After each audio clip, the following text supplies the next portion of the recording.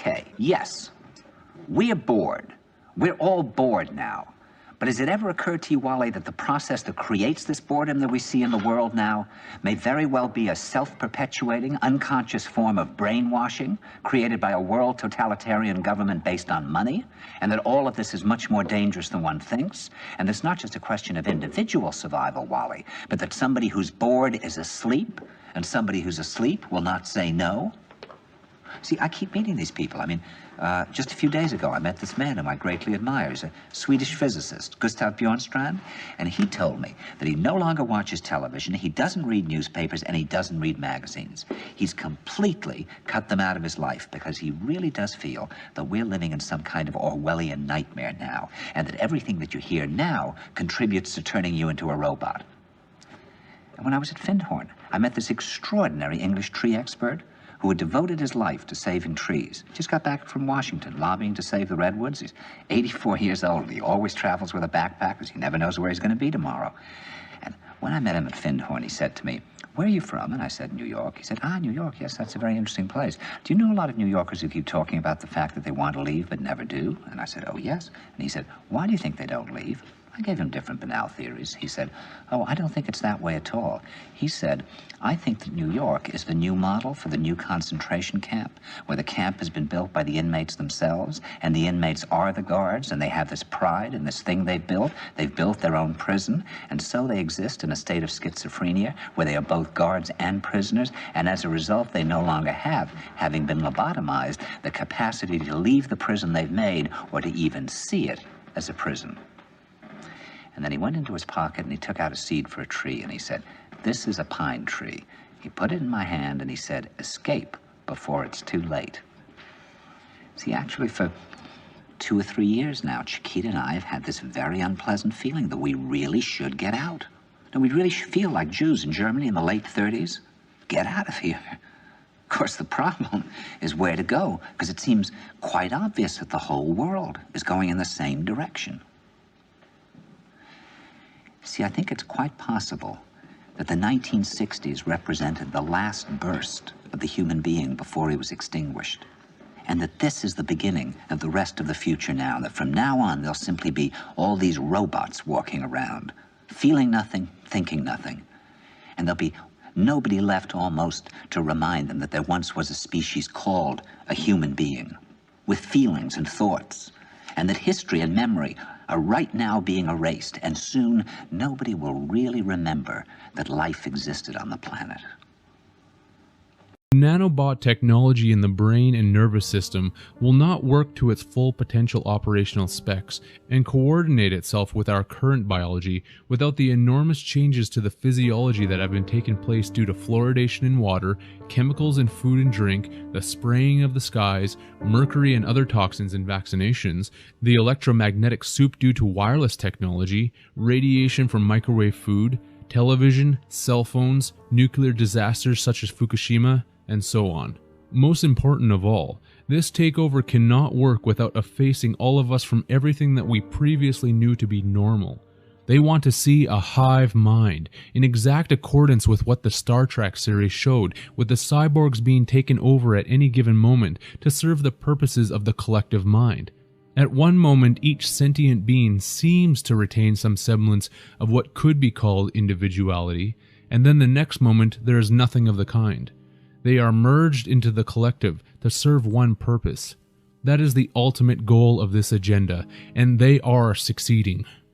After the creation of AI, or artificial intelligence, that is able to authentically pass what is called the Turing test, this AI will be given the opportunity and endowment to download all of the exoteric knowledge of mankind. Does anyone really believe that any major corporation does anything with goodwill and intentions for the benefit of all without serving some ulterior and nefarious purpose?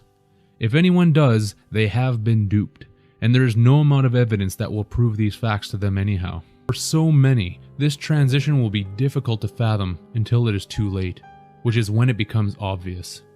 This is not about the evolution of us, it is about the devolution of our species. A clear and concise refusal to physically merge with any form of technology is the only clear-cut method to ensuring that this takeover does not occur. If not for the majority, then at least for yourself.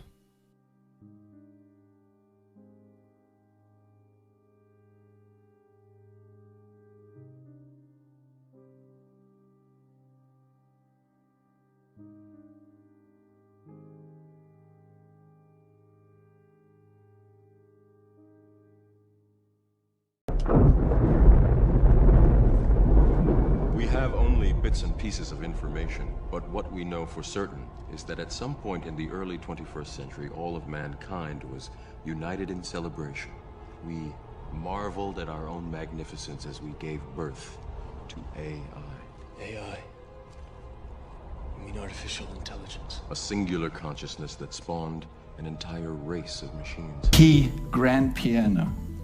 Each of these neocortical columns would produce a note. You stimulate it, it produces a symphony. But it's not just a symphony of perception. It's a symphony of your universe, your reality. Today, people want to kick out this reality and usher in a new reality. A world where you can be who you want, do what you want, to who you want, without the interference or consequence of morality or God. See, nanocells are real small. 1,000 times smaller than these dust particulates. You inhale it, they go to work, replicating, spreading like a virus, multiplying in exponentials. 6 months' time, I could have 100 million people converted, ditch diggers, porn stars, and presidents. Not one would be the wiser. 100 million people will buy what I want them to buy and do pretty much damn well anything I figure they ought to do. The movie The Matrix was just a tale of science fiction, yes, but it is beginning to look more like a documentary every day. Now, some may scoff at this idea and say, "You're just fear-mongering. It's not going to happen. You conspiracy theory nut." Well, I may be a nut, but there is no conspiracy when the information is made public to you. That's just you not being aware of it. So we are going to take a closer look at this, because right now, something is happening that you may not be aware of. A sentient simulation of our world in real time. No, this is not a video game, folks. But for those who think it is, I have a question. Are you ready, player one?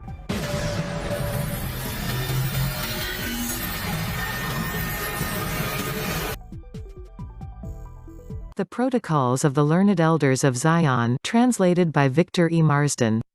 Preface. The author of this translation of the famous Protocols was himself a victim of the revolution. He had lived for many years in Russia and was married to a Russian lady. Among his other activities in Russia, he had been for a number of years a Russian correspondent of the Morning Post, a position which he occupied when the revolution broke out, and his vivid descriptions of events in Russia will still be in the recollection of many of the readers of that journal. Naturally, he was singled out for the anger of the Soviet. On the day that Captain Cromie was murdered by Jews, Victor Marsden was arrested and thrown into the Peter Paul prison, expecting every day to have his name called out for execution. This, however, he escaped, and eventually he was allowed to return to England very much of a wreck in bodily health. However, he recovered under treatment and the devoted care of his wife and friends. One of the first things he undertook, as soon as he was able, was this translation of the Protocols. Mr. Marsden was eminently well qualified for the work. His intimate acquaintance with Russia, Russian life and the Russian language on the one hand, and his mastery of a terse literary English style on the other, placed him in a position of advantage which few others could claim. The consequence is that we have in his version an eminently readable work, and though the subject matter is somewhat formless, Mr. Marsden's literary touch reveals the thread running through the 24 Protocols. It may be said with truth that this work was carried out at the cost of Mr. Marsden's own life's blood. He told the writer of this preface that he could not stand more than an hour at a time of his work on it in the British Museum, as the diabolical spirit of the matter which he was obliged to turn into English made him positively ill. Mr. Marsden's connection with the Morning Post was not severed by his return to England, and he was well enough to accept the post of special correspondent of that journal in the suite of HRH, the Prince of Wales on his Empire tour. From this he returned with the prince, apparently in much better health, but within a few days of his landing he was taken suddenly ill, and died after a very brief illness. May this work be his crowning monument. In it he has performed an immense service to the English-speaking world, and there can be little doubt that it will take its place in the first rank of the English versions of the Protocols of the Meetings of the Learned Elders of Zion. Introduction. Of the Protocols themselves little need be said in the way of introduction. The book in which they are embodied was published by Sergei Nilus in Russia in 1905. A copy of this is in the British Museum bearing the date of its reception, August 10, 1906. All copies that were known to exist in Russia were destroyed in the Kerensky regime, and under his successors the possession of a copy by anyone in Soviet land was a crime sufficient to ensure the owners of being shot on sight. The fact is in itself sufficient proof of the genuineness of the protocols. The Jewish journals, of course, say that they are a forgery, leaving it to be understood that Professor Nilus, who embodied them in a work of his own, had concocted them for his own purposes. Mr. Henry Ford, in an interview published in the New York World, February 17, 1921, put the case for Nilus tersely and convincingly thus: "The only statement I care to make about the protocols is that they fit in with what is going on. They are 16 years old, and they have fitted the world situation up to this time. They fit it now. Indeed they do." The word protocol signifies a précis gummed onto the front of a document, a draft of a document, minutes of proceedings. In this instance, protocol means minutes of the proceedings of the meetings of the learned elders of Zion. These protocols give the substance of addresses delivered to the innermost circle of the rulers of Zion. They reveal the converted plan of action of the Jewish nation developed through the ages and edited by the elders themselves up to date. Parts and summaries of the plan have been published from time to time during the centuries as the secrets of the elders have leaked out. The claim of the Jews that the protocols are forgeries is in itself an admission of their genuineness, for they never attempt to answer the facts corresponding to the threats which the protocols contain, and, indeed, the correspondence between prophecy and fulfillment is too glaring to be set aside or obscured. This the Jews well know and therefore evade. The presumption is strong that the protocols were issued, or reissued, at the First Zionist Congress held at Baal in 1897 under the presidency of the father of modern Zionism, the late Theodore Herzl. There has been recently published a volume of Herzl's diaries, a translation of some passages which appeared in the Jewish Chronicle of July 14, 1922. Herzl gives an account of his first visit to England in 1895, and his conversation with Colonel Goldsmid, a Jew brought up as a Christian, an officer in the English army, and at heart a Jew nationalist all the time.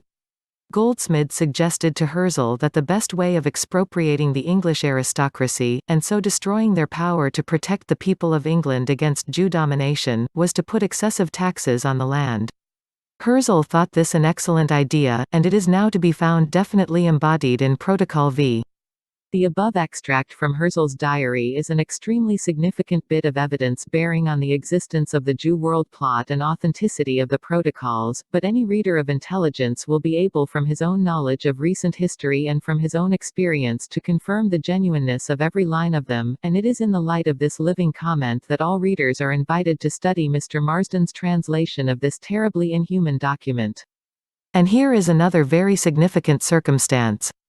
The present successor of Herzl, as leader of the Zionist movement, Dr. Weizmann, quoted one of these sayings at the send-off banquet given to Chief Rabbi Hertz on October 6, 1920.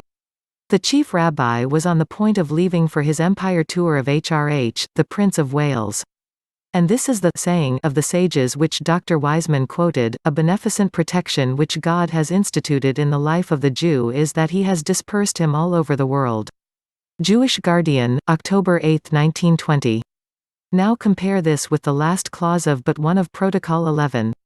God has granted to us, his chosen people, the gift of dispersion, and from this, which appears to all eyes to be our weakness, has come forth all our strength, which has now brought us to the threshold of sovereignty over all the world.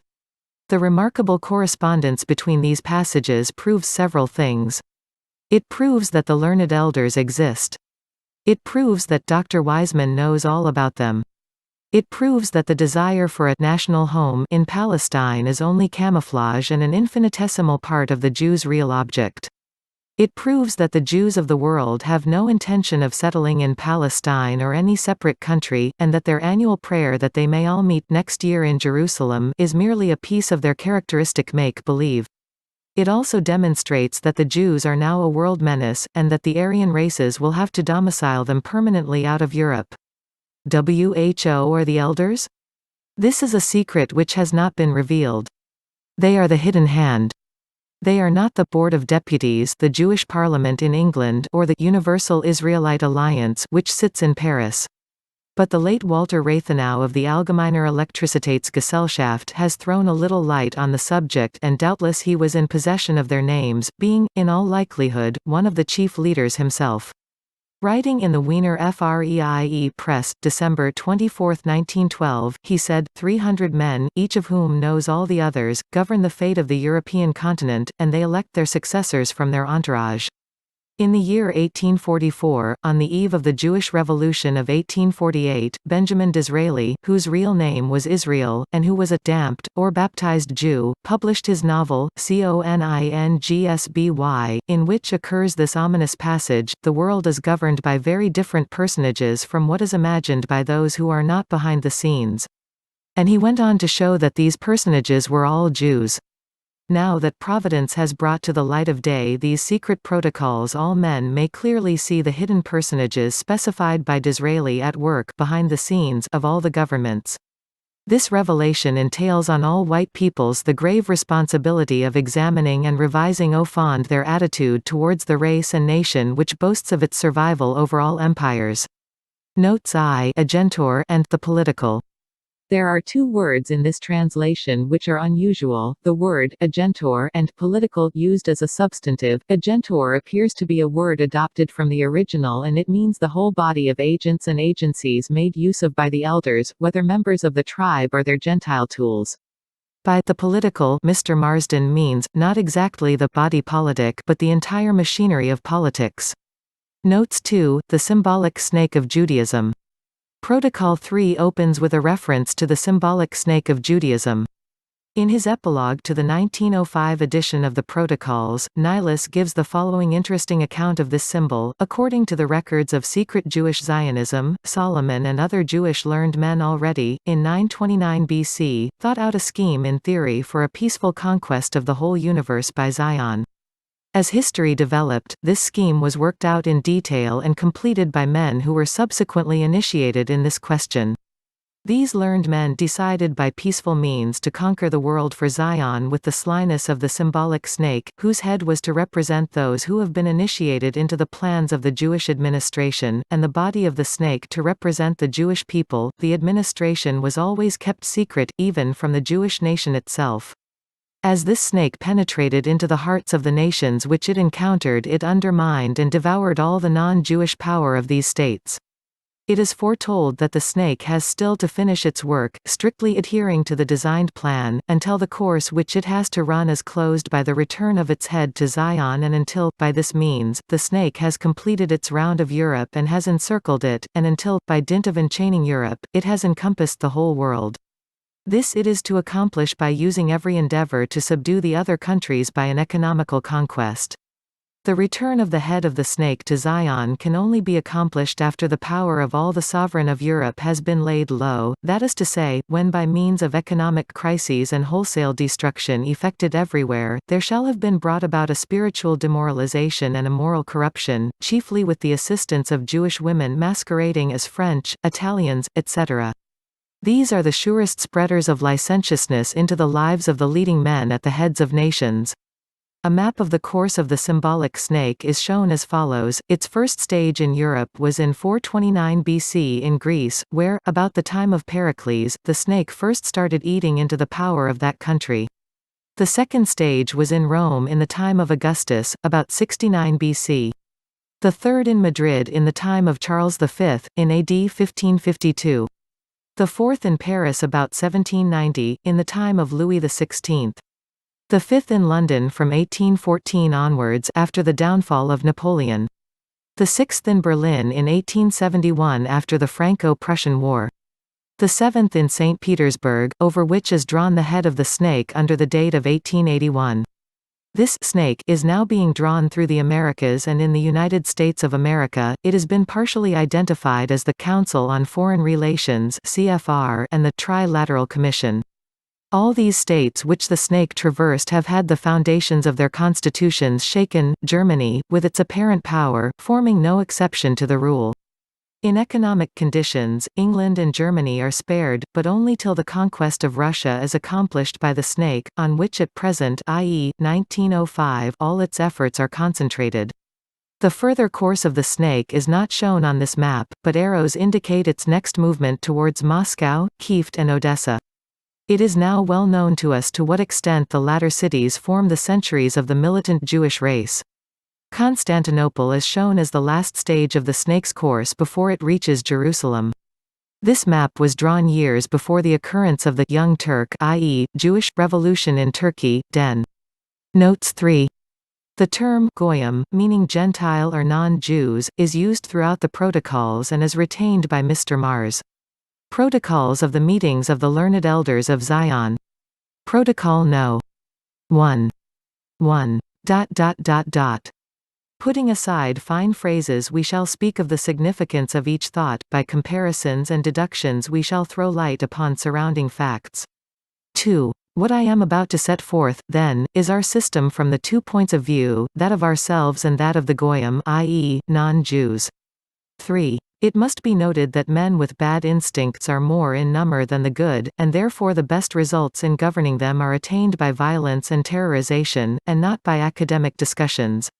Every man aims at power, everyone would like to become a dictator if only he could, and rare indeed are the men who would not be willing to sacrifice the welfare of all for the sake of securing their own welfare. 4. What has restrained the beasts of prey who are called men? What has served for their guidance hitherto? 5. In the beginnings of the structure of society, they were subjected to brutal and blind force, afterwards, to law, which is the same force, only disguised. I draw the conclusion that by the law of nature right lies in force. 6. Political freedom is an idea but not a fact. This idea one must know how to apply whenever it appears necessary with this bait of an idea to attract the masses of the people to one's party for the purpose of crushing another who is in authority. This task is rendered easier if the opponent has himself been infected with the idea of freedom, so-called liberalism, and, for the sake of an idea, is willing to yield some of his power. It is precisely here that the triumph of our theory appears. The slackened reins of government are immediately, by the law of life, caught up and gathered together by a new hand, because the blind might of the nation cannot for one single day exist without guidance, and the new authority merely fits into the place of the old already weakened by liberalism. Gold. 7. In our day the power which has replaced that of the rulers who were liberal is the power of gold. Time was when faith ruled. The idea of freedom is impossible of realization because no one knows how to use it with moderation. It is enough to hand over a people to self-government for a certain length of time for that people to be turned into a disorganized mob. From that moment on we get internecine strife which soon develops into battles between classes, in the midst of which states burn down and their importance is reduced to that of a heap of ashes. 8. Whether a state exhausts itself in its own convulsions, whether its internal discord brings it under the power of external foes, in any case it can be accounted irretrievable lost, it is in our power. The despotism of capital, which is entirely in our hands, reaches out to it a straw that the state, willy-nilly, must take hold of, if not, it goes to the bottom. 9. Should anyone of a liberal mind say that such reflections as the above are immoral, I would put the following questions: if every state has two foes and if in regard to the external foe it is allowed and not considered immoral to use every manner and art of conflict, as for example to keep the enemy in ignorance of plans of attack and defense, to attack him by night or in superior numbers, then in what way can the same means in regard to a worse foe, the destroyer of the structure of society and the commonwealth, be called immoral and not permissible?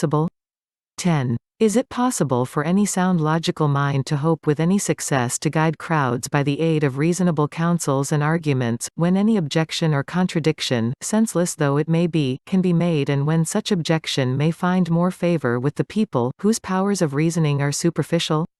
Men in masses and the men of the masses, being guided solely by petty passions, paltry beliefs, traditions and sentimental theorems, fall a prey to party dissension, which hinders any kind of agreement even on the basis of a perfectly reasonable argument. Every resolution of a crowd depends upon a chance or packed majority, which, in its ignorance of political secrets, puts forth some ridiculous resolution that lays in the administration a seed of anarchy.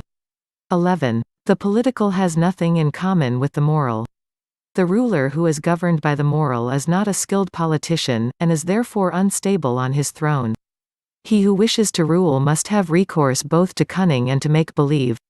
Great national qualities, like frankness and honesty, are vices in politics, for they bring down rulers from their thrones more effectively and more certainly than the most powerful enemy.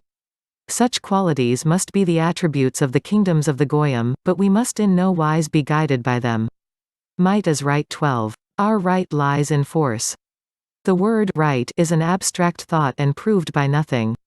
The word means no more than, give me what I want in order that thereby I may have a proof that I am stronger than you. 13. Where does right begin? Where does it end? 14. In any state in which there is a bad organization of authority, an impersonality of laws and of the rulers who have lost their personality amid the flood of rights ever multiplying out of liberalism, I find a new right, to attack by the right of the strong, and to scatter to the winds all existing forces of order and regulation, to reconstruct all institutions and to become the sovereign lord of those who have left to us the rights of their power by laying them down voluntarily in their liberalism. 15. Our power in the present tottering condition of all forms of power will be more invincible than any other, because it will remain invisible until the moment when it has gained such strength that no cunning can any longer undermine it. 16. Out of the temporary evil we are now compelled to commit will emerge the good of an unshakable rule, which will restore the regular course of the machinery of the national life, brought to naught by liberalism. The result justifies the means. Let us, however, in our plans, direct our attention not so much to what is good and moral as to what is necessary and useful. 17. Before us is a plan in which is laid down strategically the line from which we cannot deviate without running the risk of seeing the labor of many centuries brought to naught. 18. In order to elaborate satisfactory forms of action it is necessary to have regard to the rascality, the slackness, the instability of the mob, its lack of capacity to understand and respect the conditions of its own life, or its own welfare. It must be understood that the might of a mob is blind, senseless and unreasoning force ever at the mercy of a suggestion from any side. The blind cannot lead the blind without bringing them into the abyss. Consequently, members of the mob, upstarts from the people even though they should be as a genius for wisdom, yet having no understanding of the political, cannot come forward as leaders of the mob without bringing the whole nation to ruin. 19. Only one trained from childhood for independent rule can have understanding of the words that can be made up of the political alphabet. 20. A people left to itself, i.e., to upstarts from its midst, brings itself to ruin by party dissensions excited by the pursuit of power and honors and the disorders arising therefrom. Is it possible for the masses of the people calmly and without petty jealousies to form judgment, to deal with the affairs of the country, which cannot be mixed up with personal interest? Can they defend themselves from an external foe? It is unthinkable, for a plan broken up into as many parts as there are heads in the mob, loses all homogeneity, and thereby becomes unintelligible and impossible of execution. We are despots. 21. It is only with a despotic ruler that plans can be elaborated extensively and clearly in such a way as to distribute the whole properly among the several parts of the machinery of the state. From this the conclusion is inevitable that a satisfactory form of government for any country is one that concentrates in the hands of one responsible person. Without an absolute despotism there can be no existence for civilization which is carried on not by the masses but by their guide, whosoever that person may be. The mob is savage, and displays its savagery at every opportunity. The moment the mob seizes freedom in its hands it quickly turns to anarchy, which in itself is the highest degree of savagery. 22. Behold the alcoholic animals, bemused with drink, the right to an immoderate use of which comes along with freedom. It is not for us and ours to walk that road. The peoples of the Goyim are bemused with alcoholic liquors, their youth has grown stupid on classicism and from early immorality, into which it has been inducted by our special agents, by tutors, lackeys, governesses in the houses of the wealthy, by clerks and others, by our women in the places of dissipation frequented by the Goyim. In the number of these last I count also the so-called society ladies, voluntary followers of the others in corruption and luxury. 23. Our countersign is force and make-believe. Only force conquers in political affairs, especially if it be concealed in the talents essential to statesmen. Violence must be the principle, and cunning and make-believe the rule for governments which do not want to lay down their crowns at the feet of agents of some new power. This evil is the one and only means to attain the end, the good. Therefore we must not stop at bribery, deceit and treachery when they should serve towards the attainment of our end. In politics one must know how to seize the property of others without hesitation if by it we secure submission and sovereignty. 24. Our state, marching along the path of peaceful conquest, has the right to replace the horrors of war by less noticeable and more satisfactory sentences of death, necessary to maintain the terror which tends to produce blind submission.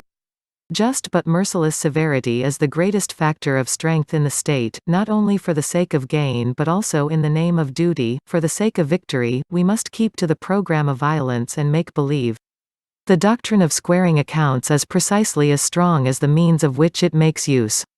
Therefore it is not so much by the means themselves as by the doctrine of severity that we shall triumph and bring all governments into subjection to our super-government. It is enough for them to know that we are too merciless for all disobedience to cease. We shall end liberty. 25. Far back in ancient times we were the first to cry among the masses of the people the words liberty, equality, fraternity, words many times repeated since these days by stupid poll parrots who, from all sides around, flew down upon these baits and with them carried away the well-being of the world, true freedom of the individual, formerly so well guarded against the pressure of the mob.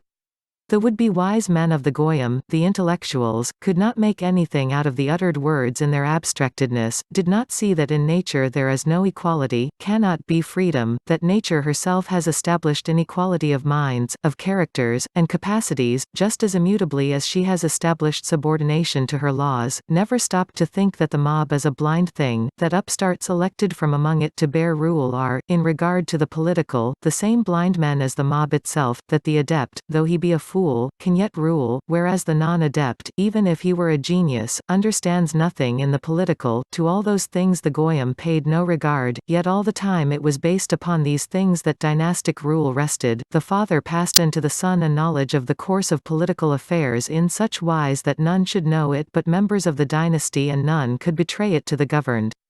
As time went on, the meaning of the dynastic transference of the true position of affairs in the political was lost, and this aided the success of our cause. 26. In all corners of the earth the words liberty, equality, fraternity, brought to our ranks, thanks to our blind agents, whole legions who bore our banners with enthusiasm. And all the time these words were cankerworms at work boring into the well-being of the Goyim, putting an end everywhere to peace, quiet, solidarity and destroying all the foundations of the Goya states. As you will see later, this helped us to our triumph. It gave us the possibility, among other things, of getting into our hands the MasterCard, the destruction of the privileges, or in other words of the very existence of the aristocracy of the Goyim, that class which was the only defense peoples and countries had against us. On the ruins of the eternal and genealogical aristocracy of the Goyim we have set up the aristocracy of our educated class headed by the aristocracy of money. The qualifications for this aristocracy we have established in wealth, which is dependent upon us, and in knowledge, for which our learned elders provide the motive force. 27. Our triumph has been rendered easier by the fact that in our relations with the men, whom we wanted, we have always worked upon the most sensitive chords of the human mind, upon the cash account, upon the cupidity, upon the insatiability for material needs of man, and each one of these human weaknesses, taken alone, is sufficient to paralyze initiative, for it hands over the will of men to the disposition of him who has bought their activities. 28. The abstraction of freedom has enabled us to persuade the mob in all countries that their government is nothing but the steward of the people who are the owners of the country, and that the steward may be replaced like a worn-out glove. 29. It is this possibility of replacing the representatives of the people which has placed at our disposal, and, as it were, given us the power of appointment. Protocol No. 2. 1. It is indispensable for our purpose that wars, so far as possible, should not result in territorial gains. War will thus be brought into the economic ground, where the nations will not fail to perceive in the assistance we give the strength of our predominance, and this state of things will put both sides at the mercy of our international agentor, which possesses millions of eyes ever on the watch and unhampered by any limitations whatsoever. Our international rights will then wipe out national rights, in the proper sense of right, and will rule the nations precisely as the civil law of states rules the relations of their subjects among themselves. 2. The administrators, whom we shall choose from among the public, with strict regard to their capacities for servile obedience, will not be persons trained in the arts of government, and will therefore easily become pawns in our game in the hands of men of learning and genius who will be their advisers, specialists bred and reared from early childhood to rule the affairs of the whole world. As is well known to you, these specialists of ours have been drawing to fit them for rule the information they need from our political plans, from the lessons of history, from observations made of the events of every moment as it passes. The Goyim are not guided by practical use of unprejudiced historical observation, but by theoretical routine without any critical regard for consequent results. We need not, therefore, take any account of them, let them amuse themselves until the hour strikes, or live on hopes of new forms of enterprising pastime, or on the memories of all they have enjoyed. For them let that play the principal part which we have persuaded them to accept as the dictates of science, theory. It is with this object in view that we are constantly, by means of our press, arousing a blind confidence in these theories.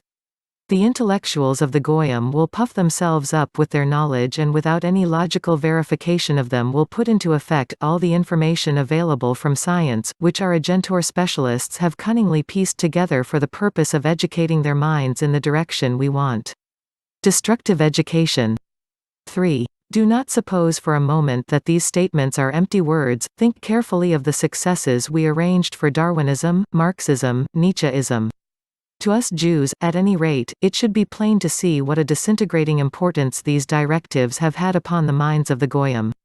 4. It is indispensable for us to take account of the thoughts, characters, tendencies of the nations in order to avoid making slips in the political and in the direction of administrative affairs.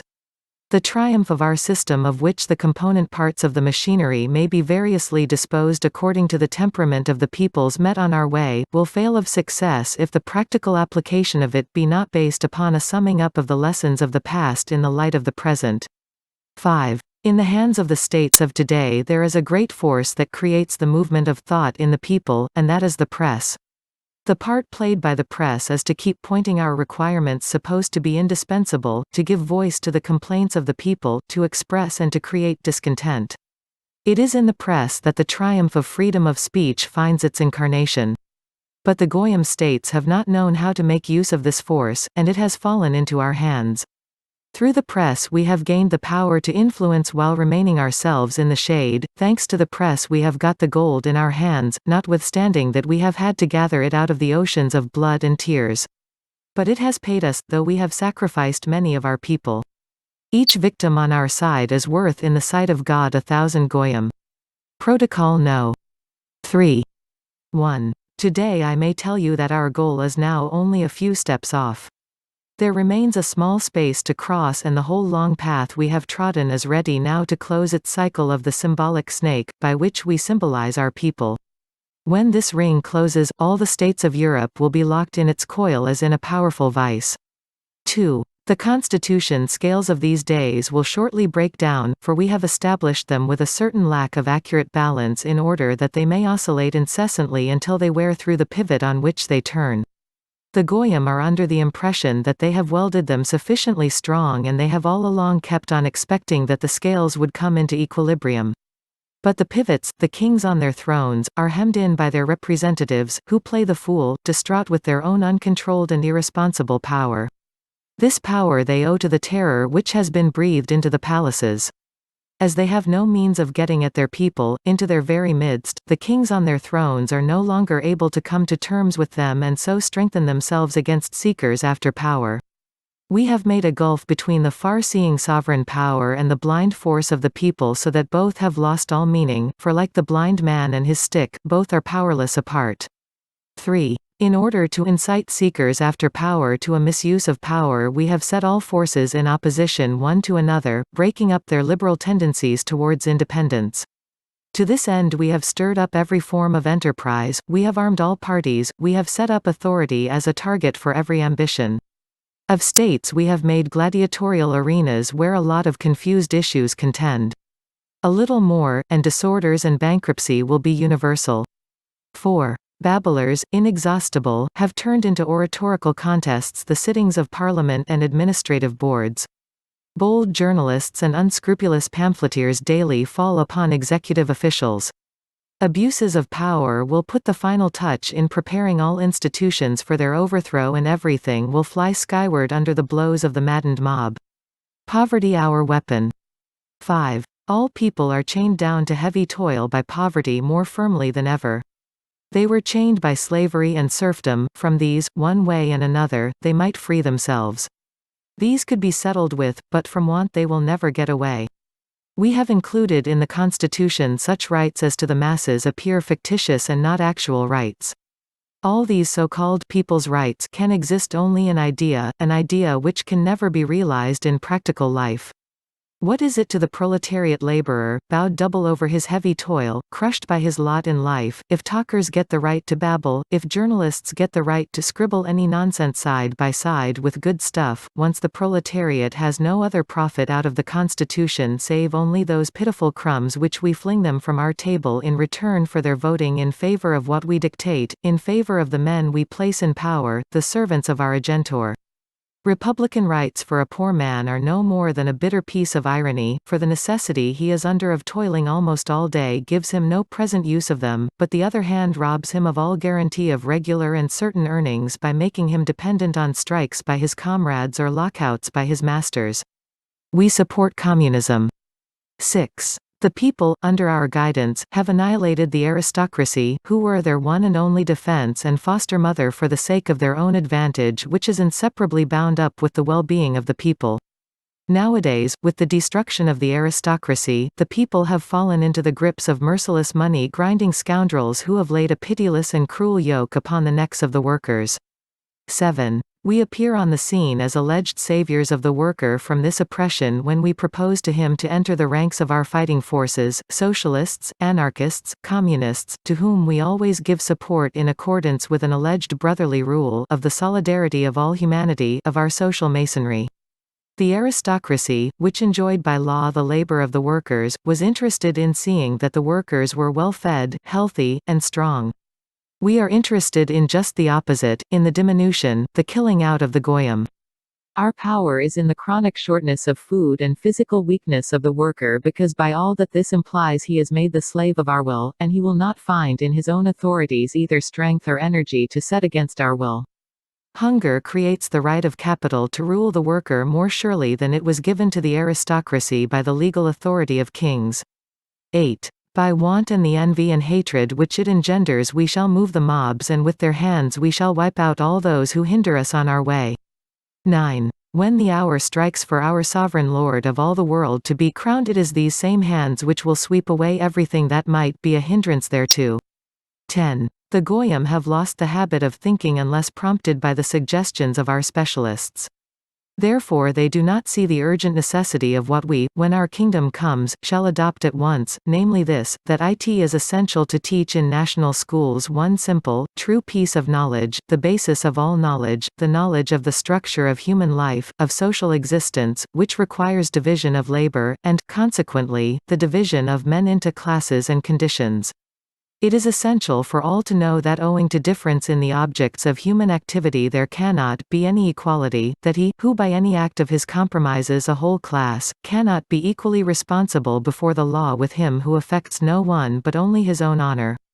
The true knowledge of the structure of society, into the secrets of which we do not admit the goyim, would demonstrate to all men that the positions and work must be kept within a certain circle, that they may not become a source of human suffering, arising from an education which does not correspond with the work which individuals are called upon to do.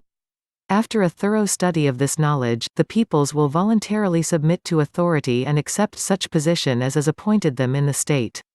In the present state of knowledge and the direction we have given to its development of the people, blindly believing things in print, cherishes, thanks to promptings intended to mislead and to its own ignorance, a blind hatred towards all conditions which it considers above itself, for it has no understanding of the meaning of class and condition. Jews will be safe. 11. This hatred will be still further magnified by the effects of an economic crisis, which will stop dealing on the exchanges and bring industry to a standstill. We shall create by all the secret subterranean methods open to us and with the aid of gold, which is all in our hands, a universal economic crisis whereby we shall throw upon the streets whole mobs of workers simultaneously in all the countries of Europe. These mobs will rush delightedly to shed the blood of those whom, in the simplicity of their ignorance, they have envied from their cradles, and whose property they will then be able to loot. 12. Ours they will not touch, because the moment of attack will be known to us and we shall take measures to protect our own. 13. We have demonstrated that progress will bring all the goyim to the sovereignty of reason. Our despotism will be precisely that, for it will know how, by wise severities, to pacificate all unrest, to cauterize liberalism out of all institutions. 14. When the populace has seen that all sorts of concessions and indulgences are yielded it, in the same name of freedom it has imagined itself to be sovereign lord and has stormed its way to power, but, naturally like every other blind man, it has come upon a host of stumbling blocks. It has rushed to find a guide, it has never had the sense to return to the former state and it has laid down its plenipotentiary powers at our feet. Remember the French Revolution, to which it was we who gave the name of great. The secrets of its preparations are well known to us for it was wholly the work of our hands.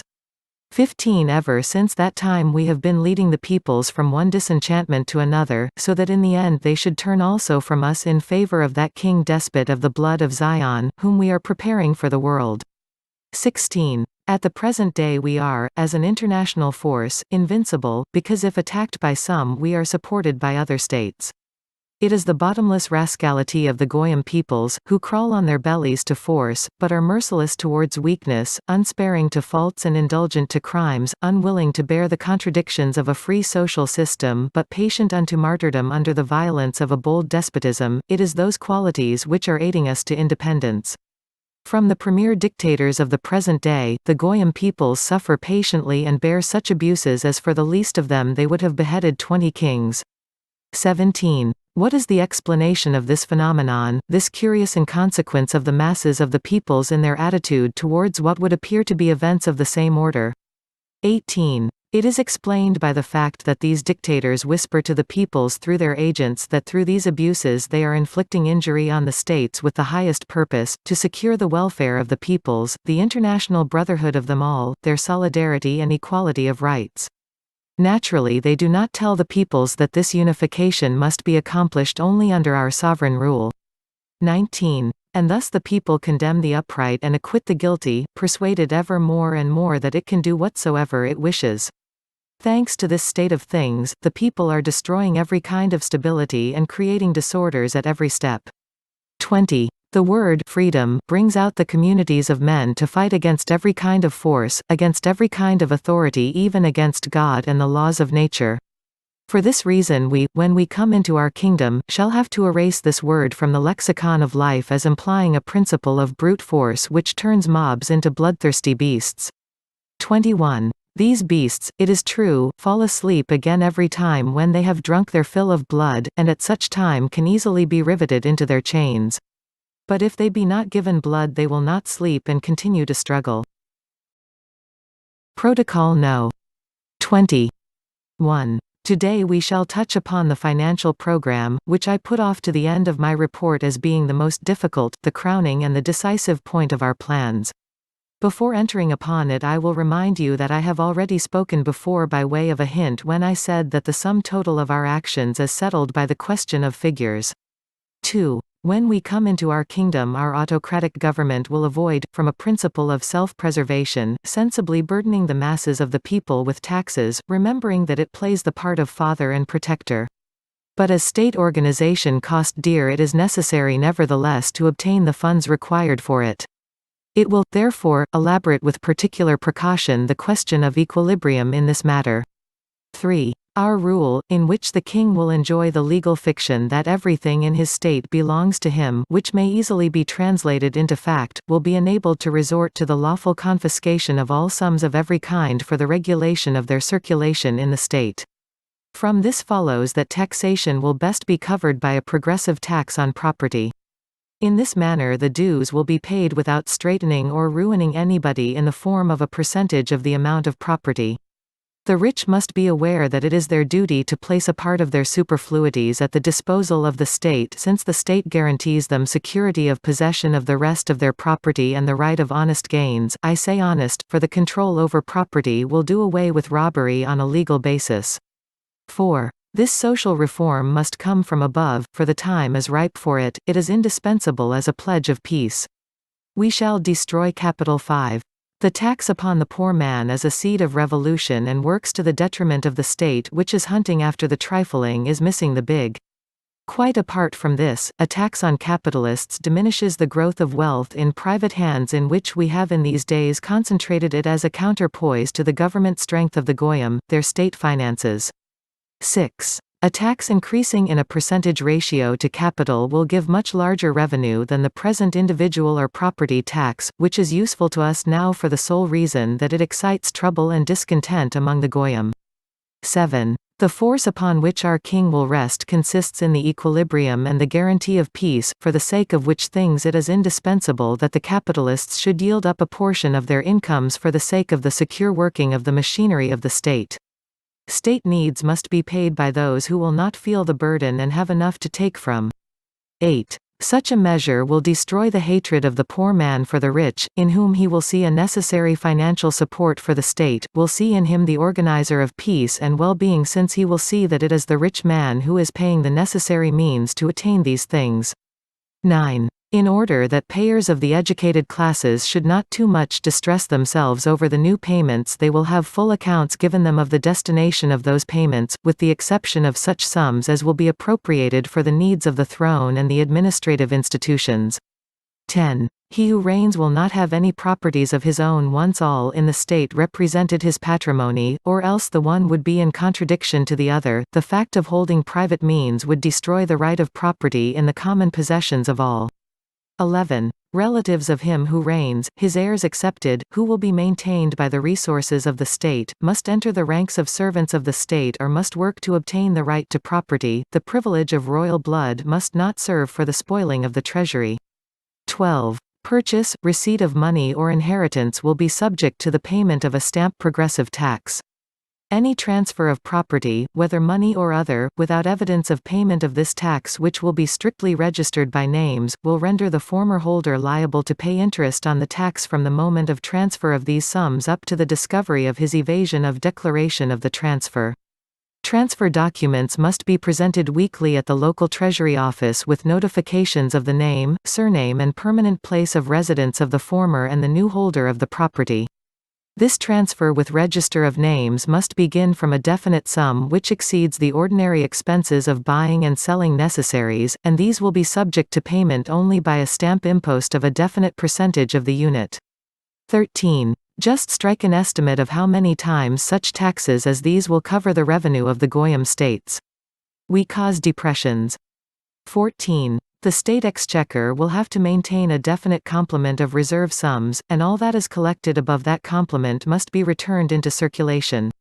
On these sums will be organized public works.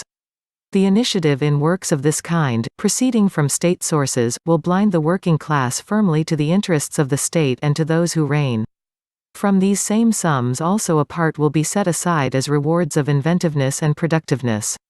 15. On no account should so much as a single unit above the definite and freely estimated sums be retained in the state treasuries, for money exists to be circulated and any kind of stagnation of money acts ruinously on the running of the state machinery, for which it is the lubricant. A stagnation of the lubricant may stop the regular working of the mechanism. 16. The substitution of interest-bearing paper for a part of the token of exchange has produced exactly this stagnation. The consequences of this circumstance are already sufficiently noticeable. 17. A court of account will also be instituted by us, and in it the ruler will find at any moment a full accounting for state income and expenditure, with the exception of the current monthly account, not yet made up, and that of the preceding month, which will not yet have been delivered. 18. The one and only person who will have no interest in robbing the state is its owner, the ruler. This is why his personal control will remove the possibility of leakages of extravagances. 19. The representative function of the ruler at receptions for the sake of etiquette, which absorbs so much invaluable time, will be abolished in order that the ruler may have time for control and consideration. His power will not then be split up into fractional parts among time-serving favorites who surround the throne for its pomp and splendor, and are interested only in their own and not in the common interests of the state. 20. Economic crises have been producer bias for the goyim by no other means than the withdrawal of money from circulation. Huge capitals have stagnated, withdrawing money from states, which were constantly obliged to apply to those same stagnant capitals for loans. These loans burdened the finances of the state with the payment of interest and made them the bond slaves of these capitals. The concentration of industry in the hands of capitalists out of the hands of small masters has drained away all the juices of the peoples and with them also the states. 21. The present issue of money in general does not correspond with the requirements per head, and cannot therefore satisfy all the needs of the workers. The issue of money ought to correspond with the growth of population, and thereby children also must absolutely be reckoned as consumers of currency from the day of their birth. The revision of issue is a material question for the whole world. 22. You are aware that the gold standard has been the ruin of the states which adopted it, for it has not been able to satisfy the demands for money, the more so that we have removed gold from circulation as far as possible. Gentile states bankrupt. 23. With us the standard that must be introduced is the cost of working manpower, whether it be reckoned in paper or in wood. We shall make the issue of money in accordance with the normal requirements of each subject, adding to the quantity with every birth and subtracting with every death. 24. The accounts will be managed by each department, the French administrative division, each circle. 25. In order that there may be no delays in the paying of money for state needs, the sums and terms of such payments will be fixed by decree of the ruler. This will do away with the protection by a ministry of one institution to the detriment of others. 26. The budgets of income and expenditure will be carried out side by side that they may not be obscured by distance one to another. 27. The reforms projected by us in the financial institutions and principles of the goyim will be clothed by us in such forms as will alarm nobody. We shall point out the necessity of reforms in consequence of the disorderly darkness into which the goyim by their irregularities have plunged the finances. The first irregularity, as we shall point out, consists in their beginning with drawing up a single budget which year after year grows owing to the following cause: this budget is dragged out to half the year, then they demand a budget to put things right, and this they expend in 3 months, after which they ask for a supplementary budget, and all this ends with a liquidation budget. But, as the budget of the following year is drawn up in accordance with the sum of the total addition, the annual departure from the normal reaches as much as 50% in a year, and so the annual budget is trebled in 10 years. Thanks to such methods, allowed by the carelessness of the Goy states, their treasuries are empty. The period of loans supervenes, and that has swallowed up remainders and brought all the Goy states to bankruptcy. 28. You understand perfectly that economic arrangements of this kind, which have been suggested to the goyim by us, cannot be carried on by us. 29. Every kind of loan proves infirmity in the state and a want of understanding of the rights of the state. Loans hang like a sword of Damocles over the heads of rulers, who, instead of taking from their subjects by a temporary tax, come begging with outstretched palm of our bankers. Foreign loans are leeches which there is no possibility of removing from the body of the state until they fall off of themselves or the state flings them off. But the Goy states do not tear them off, they go on in persisting in putting more onto themselves so that they must inevitably perish, drained by voluntary bloodletting. Tyranny of usury.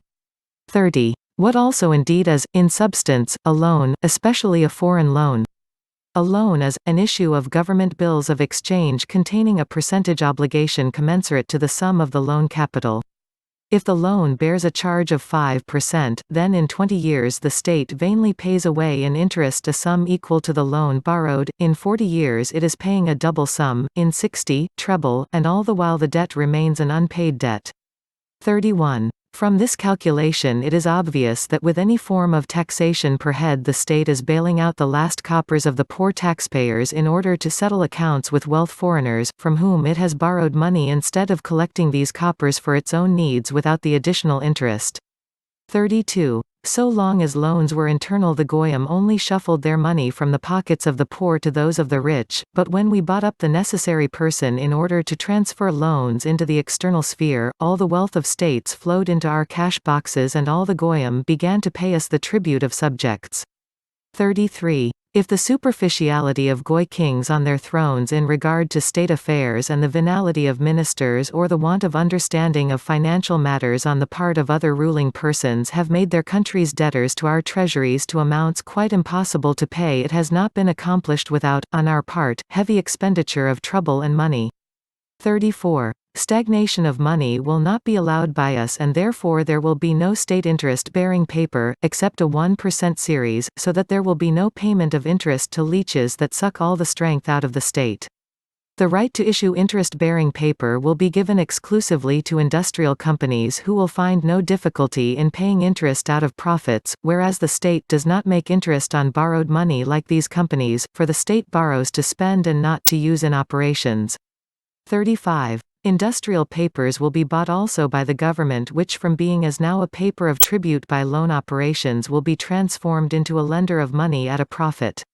This measure will stop the stagnation of money, parasitic profits and idleness, all of which were useful for us among the goyim so long as they were independent but are not desirable under our rule. 36. How clear is the undeveloped power of thought of the purely brute brains of the goyim, as expressed in the fact that they have been borrowing from us with payment of interest without ever thinking that all the same these very monies plus an addition for payment of interest must be got by them from their own state pockets in order to settle up with us. What could have been simpler than to take the money they wanted from their own people? 37. But it is a proof of the genius of our chosen mind that we have contrived to present the matter of loans to them in such a light that they have even seen in them an advantage for themselves. 38. Our accounts, which we shall present when the time comes, in the light of centuries of experience gained by experiments made by us on the Goy states, will be distinguished by clearness and definiteness and will show at a glance to all men the advantage of our innovations. They will put an end to those abuses to which we owe our mastery over the goyim, but which cannot be allowed in our kingdom. 39. We shall so hedge about our system of accounting that neither the ruler nor the most insignificant public servant will be in a position to divert even the smallest sum from its destination without detection or to direct it in another direction except that which will be once fixed in a definite plan of action. 40. And without a definite plan it is impossible to rule. Marching along an undetermined road and with undetermined resources brings to ruin by the way heroes and demigods. 41. The Goy rulers, whom we once upon a time advised should be distracted from state occupations by representative receptions, observances of etiquette, entertainments, were only screens for our rule. The accounts of favorite courtiers who replaced them in the sphere of affairs were drawn up for them by our agents, and every time gave satisfaction to short-sighted minds by promises that in the future economics and improvements were foreseen. Economics from what? From new taxes? Were questions that might have been but were not asked by those who read our accounts and projects. 42. You know to what they have been brought by this carelessness, to what pitch of financial disorder they have arrived, notwithstanding the astonishing industry of their peoples. Protocol No. 21. 1. To what I reported to you at the last meeting I shall now add a detailed explanation of internal loans. Of foreign loans I shall say nothing more, because they have fed us with national monies of the goyim, but for our state there will be no foreigners, that is, nothing external. 2. We have taken advantage of the venality of administrators and slackness of rulers to get our monies twice, thrice and more times over, by lending to the Goy government's monies which were not at all needed by the states. Could anyone do the like in regard to us? Therefore, I shall only deal with the details of internal loans.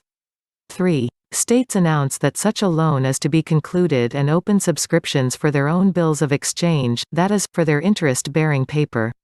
That they may be within the reach of all, the price is determined at from 100 to 1,000, and a discount is made for the earliest subscribers.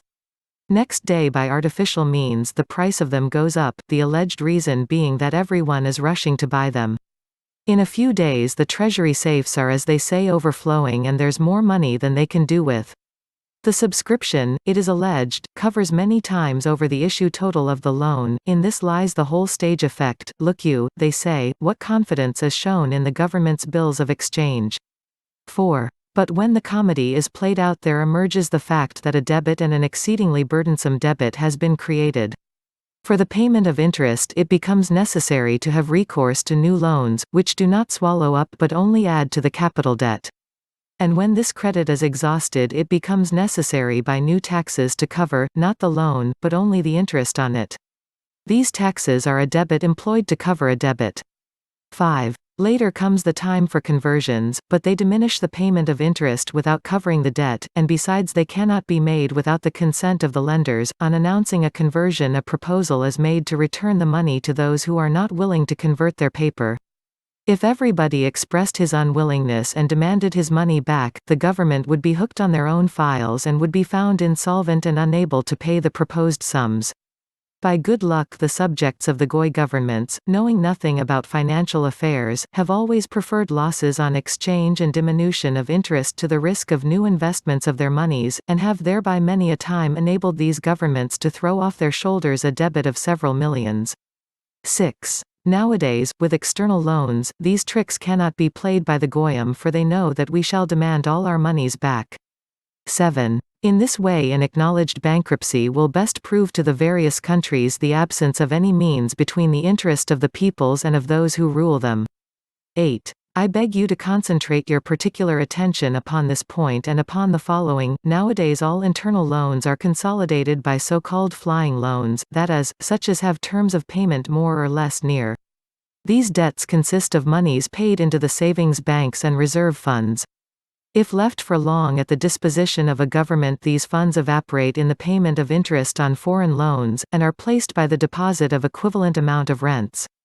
9. And these last it is which patch up all the leaks in the state treasuries of the Goyim. 10. When we ascend the throne of the world all these financial and similar shifts, as being not in accord with our interests, will be swept away so as not to leave a trace, as also will be destroyed all money markets, since we shall not allow the prestige of our power to be shaken by fluctuations of prices set upon our values, which we shall announce by law at the price which represents their full worth without any possibility of lowering or raising. Raising gives the pretext for lowering, which indeed was where we made a beginning in relation to the values of the Goyim. 11. We shall replace the money markets by grandiose government credit institutions, the object of which will be to fix the price of industrial values in accordance with government views. These institutions will be in a position to fling upon the market 500 millions of industrial paper in one day, or to buy up for the same amount. In this way all industrial undertakings will come into dependence upon us. You may imagine for yourselves what immense power we shall thereby secure for ourselves. Protocol No. 22. 1. In all that has so far been reported by me to you, I have endeavored to depict with care the secret of what is coming, of what is past, and of what is going on now, rushing into the flood of the great events coming already in the near future, the secret of our relations to the Goyim and of financial operations. On this subject there remains still a little for me to add. 2. In our hands is the greatest power of our day, gold. In 2 days we can procure from our storehouses any quantity we may please. 3. Surely there is no need to seek further proof that our rule is predestined by God? Surely we shall not fail with such wealth to prove that all that evil which for so many centuries we have had to commit has served at the end of ends the cause of true well-being, the bringing of everything into order? Though it be even by the exercise of some violence, yet all the same it will be established. We shall contrive to prove that we are benefactors who have restored to the rent and mangled earth the true good and also freedom of the person, and therewith we shall enable it to be enjoyed in peace and quiet, with proper dignity of relations, on the condition, of course, of strict observance of the laws established by us. We shall make plain therewith that freedom does not consist in dissipation and in the right of unbridled license any more than the dignity and force of a man do not consist in the right of everyone to promulgate destructive principles in the nature of freedom of conscience, equality and alike, that freedom of the person in no wise consists in the right to agitate oneself and others by abominable speeches before disorderly mobs, and that true freedom consists in the inviolability of the person who honorably and strictly observes all the laws of life in common, that human dignity is wrapped up in consciousness of the rights and also of the absence of rights of each, and not wholly and solely in fantastic imaginings about the subject of one's ego.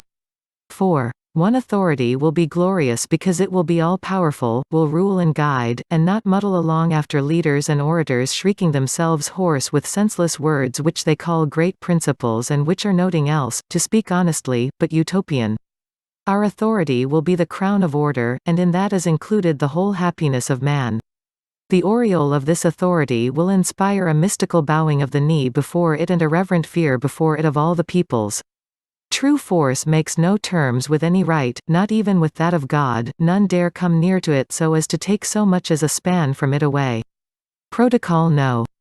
23:1. That the peoples may become accustomed to obedience, it is necessary to inculcate lessons of humility and therefore to reduce the production of articles of luxury. By this we shall improve morals which have been debased by emulation in the sphere of luxury. We shall re-establish small master production, which will mean laying a mine under the private capital of manufactures. This is indispensable also for the reason that manufacturers on the grand scale often move, though not always consciously, the thoughts of the masses in directions against the government. A people of small masters knows nothing of unemployment, and this binds him closely with existing order, and consequently with the firmness of authority. For us its part will have been played out the moment authority is transferred into our hands. Drunkenness also will be prohibited by law and punishable as a crime against humanness of man who is turned into a brute under the influence of alcohol. 2. Subjects, I repeat once more, give blind obedience only to the strong hand which is absolutely independent of them, for in it they feel the sword of defense and support against social scourges. What do they want with an angelic spirit in a king? What they have to see in him is the personification of force and power. 3. The Supreme Lord who will replace all now existing ruler, dragging in their existence among societies demoralized by us, societies that have denied even the authority of God, from whose midst breads out on all sides the fire of anarchy, must first of all proceed to quench this all-devouring flame. Therefore he will be obliged to kill off those existing societies, though he should drench them with his own blood, that he may resurrect them again in the form of regularly organized troops fighting consciously with every kind of infection that may cover the body of the state with sores. 4. This chosen one of God is chosen from above to demolish the senseless forces moved by instinct and not reason, by brutishness and humanness. These forces now triumph in manifestations of robbery and every kind of violence under the mask of principles of freedom and every kind of violence under the mask of principles of freedom and rights. They have overthrown all forms of social order to erect on the ruins of the throne of the King of the Jews, but their part will be played out the moment he enters into his kingdom. Then it will be necessary to sweep them away from his path, on which must be left no knot, no splinter. 5. Then will it be possible for us to say to the peoples of the world, give thanks to God and bow the knee before him who bears on his front the seal of the predestination of man, to which God himself has led his star that none other but him might free us from all the before-mentioned forces and evils. Protocol No. 24. 1. I pass now to the method of confirming the dynastic roots of King David to the last strata of the earth. 2. This confirmation will first and foremost be included in that which to this day has wrested the force of conservatism by our learned elders of the conduct of the affairs of the world, in the directing of the education of thought of all humanity. 3. Certain members of the seed of David will prepare the kings and their heirs, selecting not by right of heritage but by eminent capacities, inducting them into the most secret mysteries of the political, into schemes of government, but providing always that none may come to knowledge of the secrets. The object of this mode of action is that all may know that government cannot be entrusted to those who have not been inducted into the secret places of its art. 4. To these persons only will be taught the practical application of the aforenamed plans by comparison of the experiences of many centuries, all the observations on the politico-economic moves and social sciences, in a word, all the spirit of laws which have been unshakably established by nature herself for the regulation of the relations of humanity. 5. Direct heirs will often be set aside from ascending the throne if in their time of training they exhibit frivolity, softness and other qualities that are the ruin of authority, which render them incapable of governing and in themselves dangerous for kingly office. 6. Only those who are unconditionally capable for firm, even if it be to cruelty, direct rule will receive the reins of rule from our learned elders. 7. In case of falling sick with weakness of will or other form of incapacity, kings must by law hand over the reins of rule to new and capable hands. 8. The king's plan of action for the current moment, and all the more so for the future, will be unknown, even to those who are called his closest counselors. King of the Jews. 9. Only the king and the three who stood sponsor for him will know what is coming.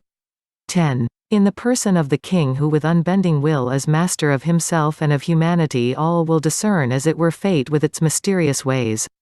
None will know what the king wishes to attain by his dispositions, and therefore none will dare to stand across an unknown path. 11. It is understood that the brain reservoir of the king must correspond in capacity to the plan of government it has to contain. It is for this reason that he will ascend the throne not otherwise than after examination of his mind by the aforesaid learned elders. 12. That the people may know and love their king, it is indispensable for him to converse in the marketplaces with his people. This ensures the necessary clinching of the two forces which are now divided one from another by us by the terror.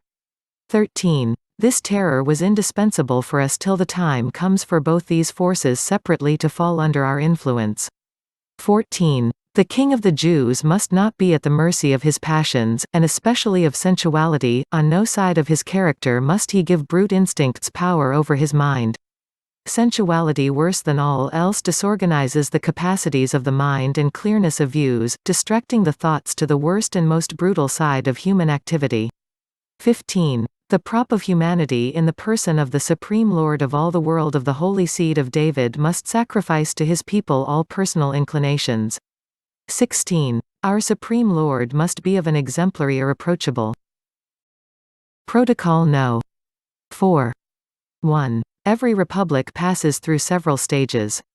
The first of these is comprised in the early days of mad raging by the blind mob, tossed hither and thither, right and left. The second is demagogy, from which is born anarchy, and that leads inevitably to despotism, not any longer legal and overt, and therefore responsible despotism, but to unseen and secretly hidden, yet nevertheless sensibly felt despotism in the hands of some secret organization or other, whose acts are the more unscrupulous inasmuch as it works behind a screen, behind the backs of all sorts of agents, the changing of whom not only does not injuriously affect but actually aids the secret force by saving it, thanks to continual changes, from the necessity of expanding its resources on the rewarding of long services.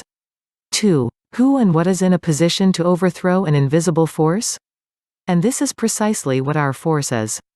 Gentile masonry blindly serves as a screen for us and our objects, but the plan of action of our force, even its very abiding place, remains for the whole people an unknown mystery. We shall destroy God. 3. But even freedom might be harmless and have its place in the state economy without injury to the well-being of the peoples if it rested upon the foundation of faith in God, upon the brotherhood of humanity, unconnected with the conception of equality, which is negatived by the very laws of creation, for they have established subordination. With such a faith as this, a people might be governed by a wardship of parishes, and would walk contentedly and humbly under the guiding hand of its spiritual pastor, submitting to the dispositions of God upon earth. This is the reason why it is indispensable for us to undermine all faith, to tear out of the mind of the Goyim the very principle of Godhead and the Spirit, and to put in its place arithmetical calculations and material needs. 4. In order to give the Goyim no time to think and take note, their minds must be diverted towards industry and trade. Thus, all the nations will be swallowed up in the pursuit of gain, and in the race for it will not take note of their common foe. But again, in order that freedom may once for all disintegrate and ruin the communities of the Goyim, we must put industry on a speculative basis. The result of this will be that what is withdrawn from the land by industry will slip through the hands and pass into speculation, that is, to our classes. 5. The intensified struggle for superiority and shocks delivered to economic life will create, nay, have already created, disenchanted, cold and heartless communities. Such communities will foster a strong aversion towards the higher political and towards religion. Their only guide is gain, that is gold, which they will erect into a veritable cult, for the sake of those material delights which it can give. Then will the hour strike when, not for the sake of attaining the good, not even to win wealth, but solely out of hatred towards the privileged, the lower classes of the Goyim will follow our lead against our rivals for power, the intellectuals of the Goyim. Protocol No. 5. 1. What form of administrative rule can be given to communities in which corruption has penetrated everywhere, communities where riches are attained only by the clever surprise tactics of semi-swindling tricks, where looseness reigns, where morality is maintained by penal measures and harsh laws but not by voluntarily accepted principles, where the feelings towards faith and country are obligated by cosmopolitan convictions?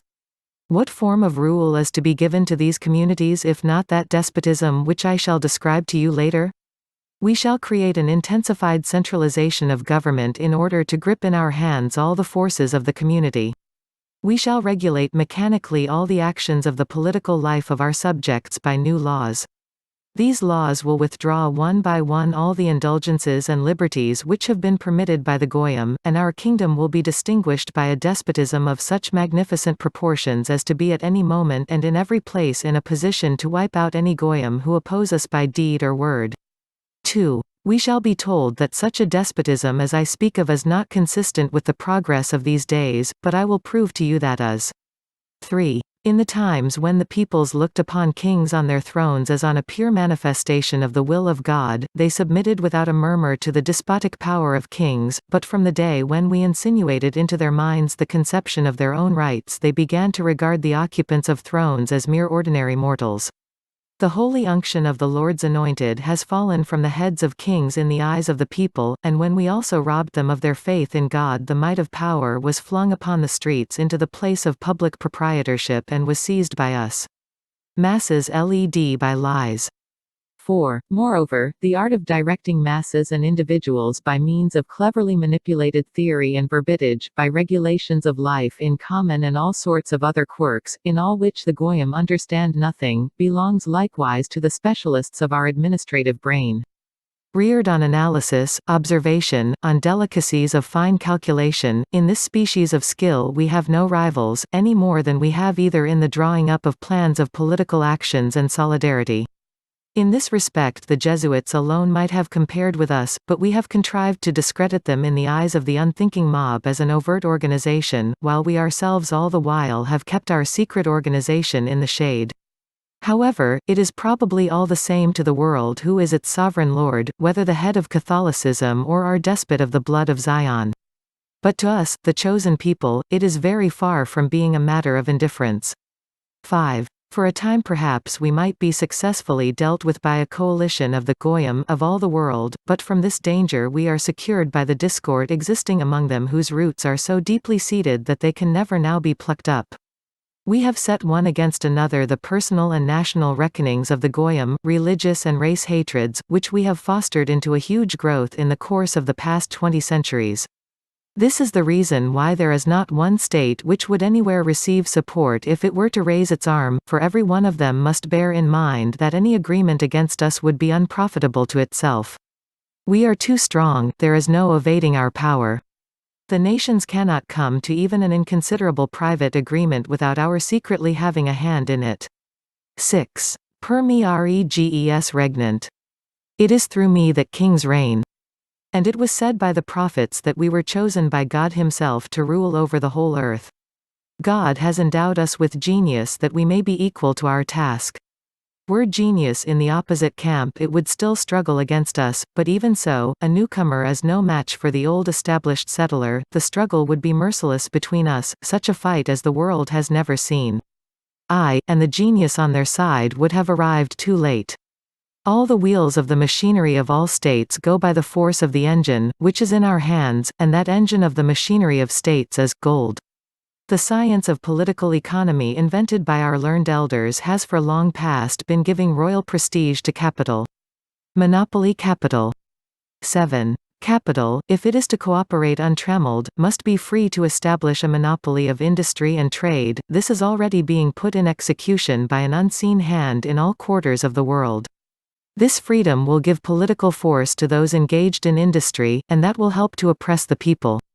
Nowadays it is more important to disarm the peoples than to lead them into war, more important to use for our advantage the passions which have burst into flames than to quench their fire, more important to eradicate them.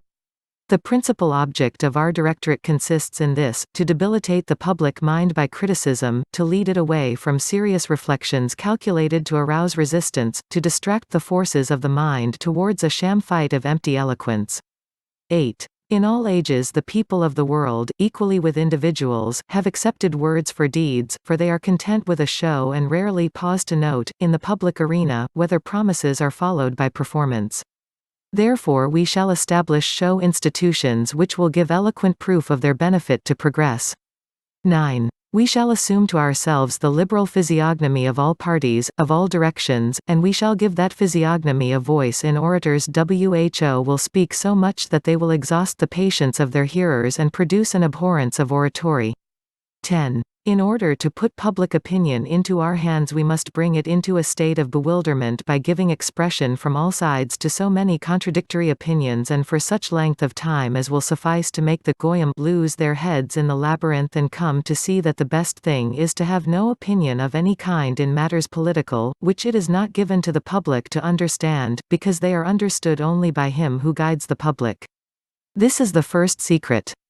11. The second secret requisite for the success of our government is comprised in the following: to multiply to such an extent national failings, habits, passions, conditions of civil life, that it will be impossible for anyone to know where he is in the resulting chaos, so that the people in consequence will fail to understand one another.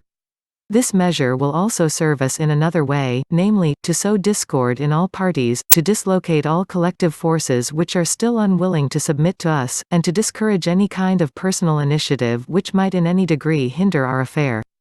There is nothing more dangerous than personal initiative. If it has genius behind it, such initiative can do more than can be done by millions of people among whom we have sown discord.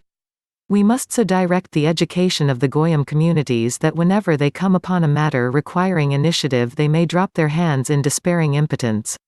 The strain which results from freedom of action saps the forces when it meets with the freedom of another. From this collision arise grave moral shocks, disenchantments, failures. By all these means we shall so wear down the goyim that they will be compelled to offer U.S. international power of a nature that by its position will enable U.S. without any violence gradually to absorb all the state forces of the world and to form a super-government. In place of the rulers of today we shall set up a bogey which will be called the super-government administration. Its hands will reach out in all directions like nippers and its organization will be of such colossal dimensions that it cannot fail to subdue all the nations of the world. Protocol No. 6. 1. We shall soon begin to establish huge monopolies, reservoirs of colossal riches, upon which even large fortunes of the goyim will depend to such an extent that they will go to the bottom together with the credit of the states on the day after the political smash. 2. You gentlemen here present who are economists, just strike an estimate of the significance of this combination. 3. In every possible way we must develop the significance of our super-government by representing it as the protector and benefactor of all those who voluntarily submit to us. 4. The aristocracy of the goyim as a political force is dead, we need not take it into account, but as landed proprietors they can still be harmful to us from the fact that they are self-sufficing in the resources upon which they live. It is essential therefore for us at whatever cost to deprive them of their land. This object will be best attained by increasing the burdens upon landed property, in loading lands with debts. These measures will check land holding and keep it in a state of humble and unconditional submission. 5. The aristocrats of the goyim, being hereditarily incapable of contenting themselves with little, will rapidly burn up and fizzle out. We shall enslave Gentiles. 6. At the same time we must intensively patronize trade and industry, but, first and foremost, speculation, the part played by which is to provide a counterpoise to industry. The absence of speculative industry will multiply capital in private hands and will serve to restore agriculture by freeing the land from indebtedness to the land banks. What we want is that industry should drain off from the land both labor and capital and by means of speculation transfer into our hands all the money of the world, and thereby throw all the goyim into the ranks of the proletariat. Then the goyim will bow down before us, if for no other reason but to get the right to exist.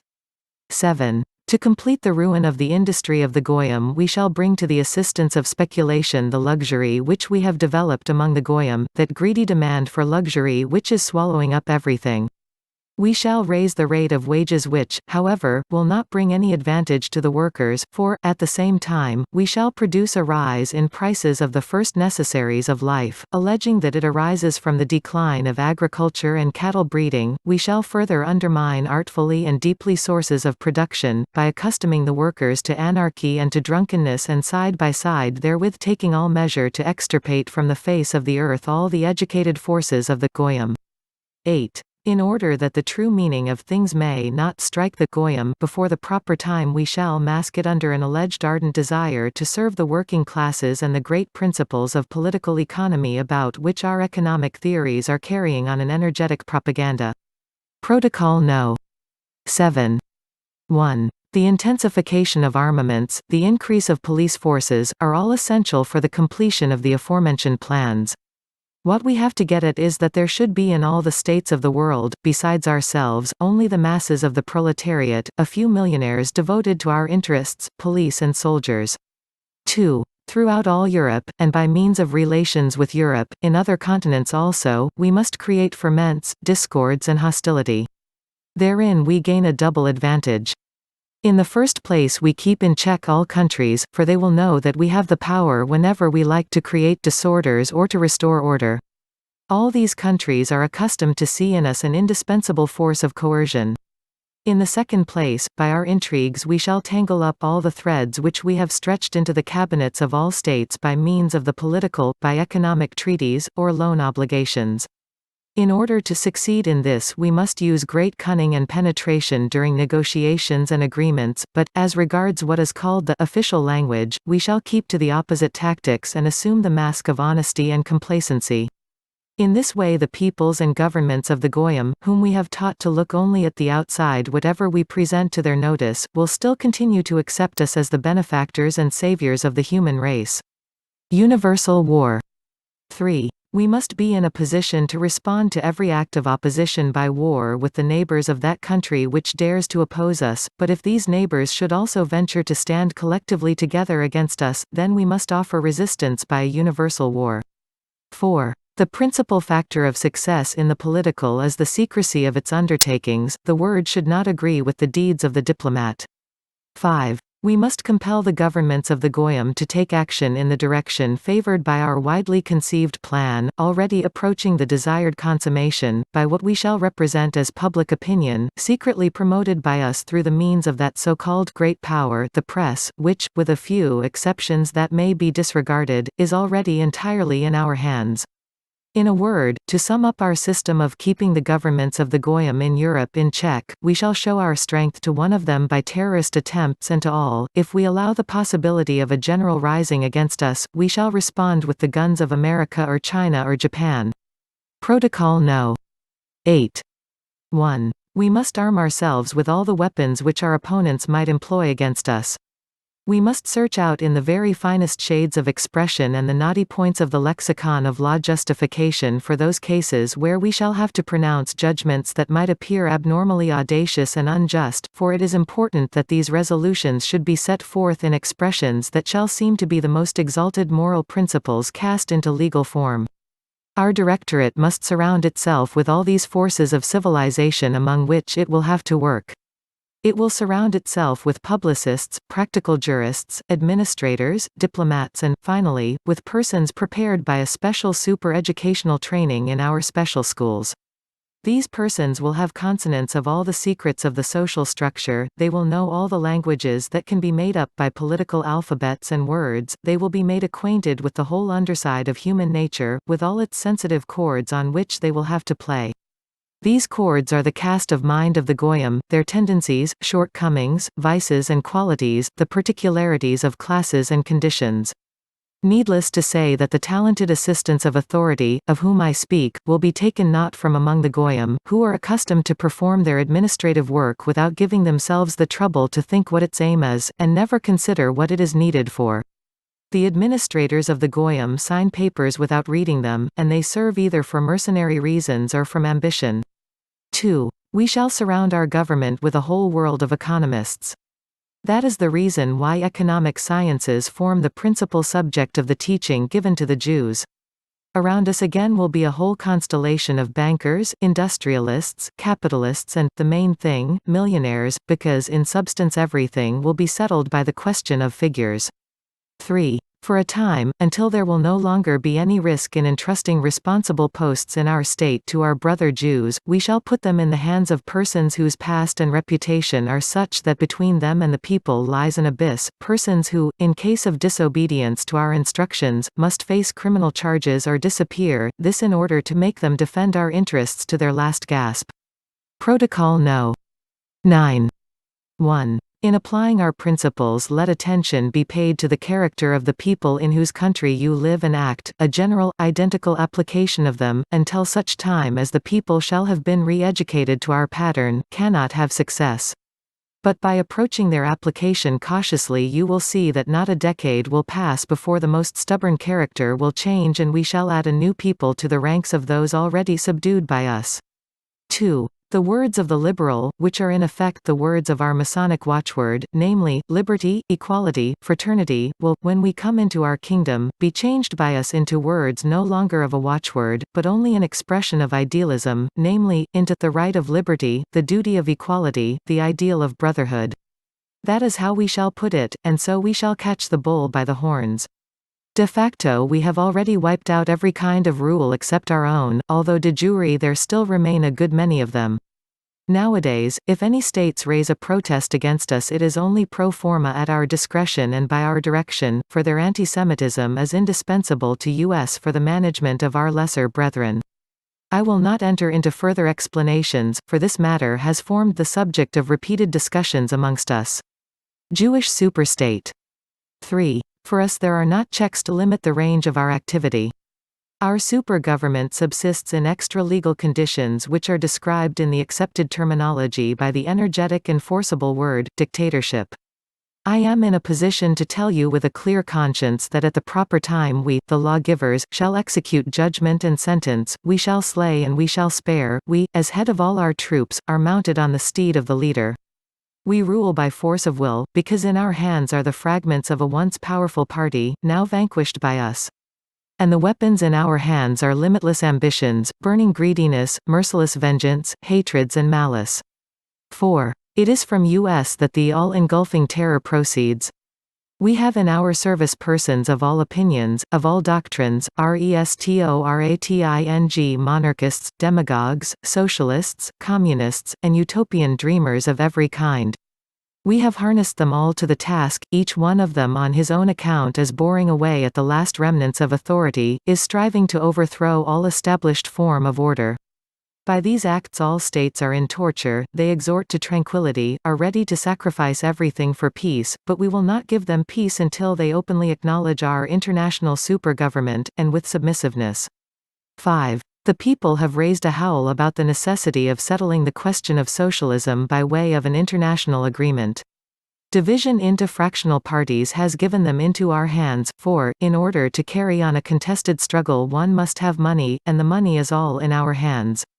6. We might have reason to apprehend a union between the clear-sighted force of the Goy kings on their thrones and the blind force of the Goy mobs, but we have taken all the needful measure against any such possibility. Between the one and the other force we have erected a bulwark in the shape of a mutual terror between them. In this way the blind force of the people remains our support and we only, shall provide them with a leader and, of course, direct them along the road that leads to our goal. 7. In order that the hand of the blind mob may not free itself from our guiding hand, we must every now and then enter into close communion with it, if not actually in person, at any rate through some of the most trusty of our brethren. When we are acknowledged as the only authority, we shall discuss with the people personally on the market places, and we shall instruct them on questings of the political in such wise as may turn them in the direction that suits us. 8. Who is going to verify what is taught in the village schools? But what an envoy of the government or a king on his throne himself may say cannot but become immediately known to the whole state, for it will be spread abroad by the voice of the people. 9. In order to annihilate the institutions of the Goyim before it is time, we have touched them with craft and delicacy, and have taken hold of the ends of the springs which move their mechanism. These springs lay in a strict but just sense of order, we have replaced them by the chaotic license of liberalism. We have got our hands into the administration of the law, into the conduct of elections, into the press, into liberty of the person, but principally into education and training as being the cornerstones of a free existence. Christian youth destroyed. 10. We have fooled, bemused and corrupted the youth of the Goyim, by rearing them in principles and theories which are known to us to be false, although it is that they have been inculcated. 11. Above the existing laws without substantially altering them, and by merely twisting them into contradictions of interpretations, we have erected something grandiose in the way of results.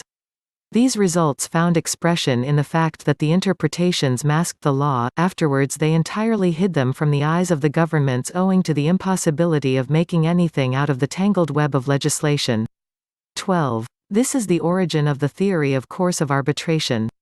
13. You may say that the Goyim will rise upon us, arms in hand, if they guess what is going on before the time comes, but in the West we have against this a maneuver of such appalling terror that the very stoutest hearts quail, the undergrounds, metropolitans, those subterranean corridors which, before the time comes, will be driven under all the capitals and from whence those capitals will be blown into the air with all their organizations and archives. Protocol No. 10. 1. Today I begin with a repetition of what I said before, and I beg you to bear in mind that governments and people are content in the political with outside appearances. And how, indeed, are the Goyim to perceive the underlying meaning of things when their representatives give the best of their energies to enjoying themselves? For our policy it is of the greatest importance to take cognizance of this detail. It will be of assistance to us when we come to consider the division of authority of property, of the dwelling, of taxation, the idea of concealed taxes, of the reflex force of the laws. All these questions are such as ought not to be touched upon directly and openly before the people. In cases where it is indispensable to touch upon them they must not be categorically named, it must merely be declared without detailed exposition that the principles of contemporary law are acknowledged by us. The reason of keeping silence in this respect is that by not naming a principle we leave ourselves freedom of action, to drop this or that out of it without attracting notice. If they were all categorically named they would all appear to have been already given. 2. The mob cherishes a special affection and respect for the geniuses of political power and accepts all their deeds of violence with the admiring response, rascally. Well, yes, it is rascally, but it's clever, a trick, if you like, but how craftily played, how magnificently done, what impudent audacity. Our goal, world power. 3. We count upon attracting all nations to the task of erecting the new fundamental structure, the project for which has been drawn up by us. This is why, before everything, it is indispensable for us to arm ourselves and to store up in ourselves that absolutely reckless audacity and irresistible might of the spirit which in the person of our active workers will break down all hindrances on our way. 4. When we have accomplished our coup d'état we shall say then to the various peoples, everything has gone terribly badly, all have been worn out with suffering. We are destroying the causes of your torment, nationalities, frontiers, differences of coinages. You are at liberty, of course, to pronounce sentence upon us, but can it possibly be a just one if it is confirmed by you before you make any trial of what we are offering you? Then will the mob exalt us and bear us up in their hands in a unanimous triumph of hopes and expectations. Voting, which we have made the instrument which will set us on the throne of the world by teaching even the very smallest units of members of the human race to vote by means of meetings and agreements by groups, will then have served its purposes and will play its part then for the last time by unanimity of desire to make close acquaintance with us before condemning us.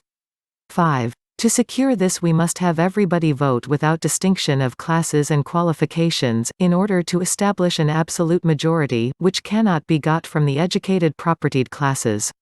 In this way, by inculcating in all a sense of self-importance, we shall destroy among the Goyim the importance of the family and its educational value and remove the possibility of individual minds splitting off, for the mob, handled by us, will not let them come to the front nor even give them a hearing. It is accustomed to listen to us only who pay it for obedience and attention. In this way we shall create a blind, mighty force which will never be in a position to move in any direction without the guidance of our agents set at its head by us as leaders of the mob. The people will submit to this regime because it will know that upon these leaders will depend its earnings, gratifications and the receipt of all kinds of benefits. 6. A scheme of government should come ready-made from one brain, because it will never be clinched firmly if it is allowed to be split into fractional parts in the minds of many. It is allowable, therefore, for us to have cognizance of the scheme of action but not to discuss it lest we disturb its artfulness, the interdependence of its component parts, the practical force of the secret meaning of each clause. To discuss and make alterations in a labor of this kind by means of numerous votings is to impress upon it the stamp of all ratiocinations and misunderstandings which have failed to penetrate the depth and nexus of its plotting. We want our schemes to be forcible and suitably concocted. Therefore we ought not to fling the work of genius of our guide to the fangs of the mob or even of a select company. 7. These schemes will not turn existing institutions upside down just yet. They will only effect changes in their economy and consequently in the whole combined movement of their progress, which will thus be directed along the paths laid down in our schemes.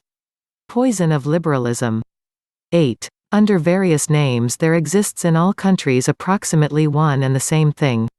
Representation, Ministry, Senate, State Council, Legislative and Executive Corps. I need not explain to you the mechanism of the relation of these institutions to one another, because you are aware of all that, only take note of the fact that each of the above-named institutions corresponds to some important function of the state, and I would beg you to remark that the word important I apply not to the institution but to the function, consequently it is not the institutions which are important but their functions. These institutions have divided up among themselves all the functions of government, administrative, legislative, executive, wherefore they have come to operate as do the organs in the human body.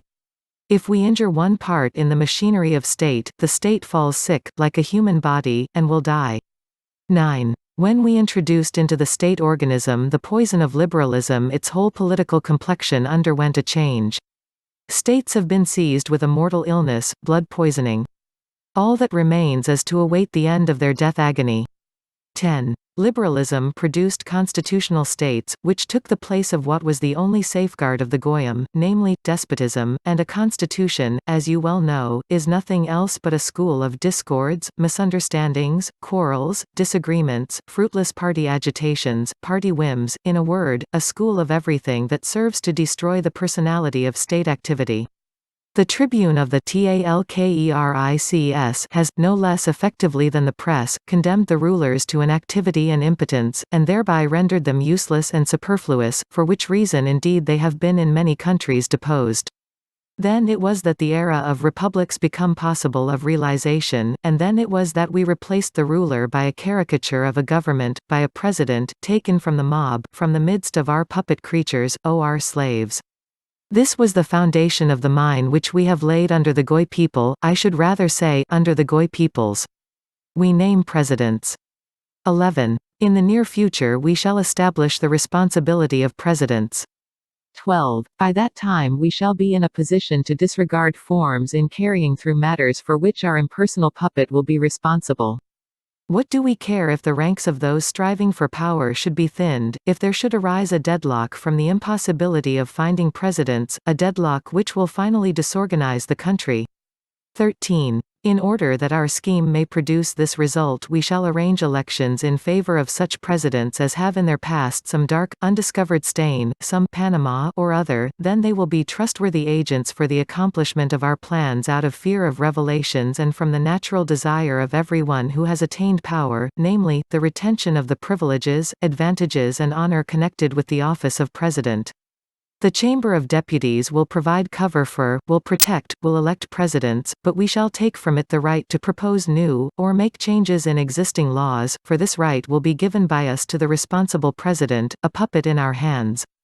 Naturally, the authority of the presidents will then become a target for every possible form of attack, but we shall provide him with a means of self-defense in the right of an appeal to the people, for the decision of the people over the heads of their representatives, that is to say, an appeal to that some blind slave of ours, the majority of the mob. Independently of this, we shall invest the president with the right of declaring a state of war. We shall justify this last right on the ground that the President as chief of the whole army of the country must have it at his disposal, in case of need for the defense of the new Republican Constitution, the right to defend which will belong to him as the responsible representative of this Constitution. 14. It is easy to understand them in these conditions. The key of the shrine will lie in our hands, and no one outside ourselves will any longer direct the force of legislation. 15. Besides this, we shall, with the introduction of the new Republican Constitution, take from the Chamber the right of interpellation on government measures, on the pretext of preserving political secrecy, and, further, we shall by the new Constitution reduce the number of representatives to a minimum, thereby proportionately reducing political passions and the passion for politics. If, however, they should, which is hardly to be expected, burst into flame, even in this minimum, we shall nullify them by a stirring appeal and a reference to the majority of the whole people. Upon the President will depend the appointment of presidents and vice-presidents of the Chamber and the Senate. Instead of constant sessions of parliaments, we shall reduce their sittings to a few months. Moreover, the President, as chief of the executive power, will have the right to summon and dissolve Parliament, and, in the latter case, to prolong the time for the appointment of a new parliamentary assembly. But in order that the consequences of all these acts, which in substance are illegal, should not prematurely for our plans, upon the responsibility established by use of the President, we shall instigate ministers and other officials of the higher administration about the President to evade his dispositions by taking measures of their own, for doing which they will be made the scapegoats in his place. This part we especially recommend to be given to be played by the Senate, the Council of State, or the Council of Ministers, but not to an individual official.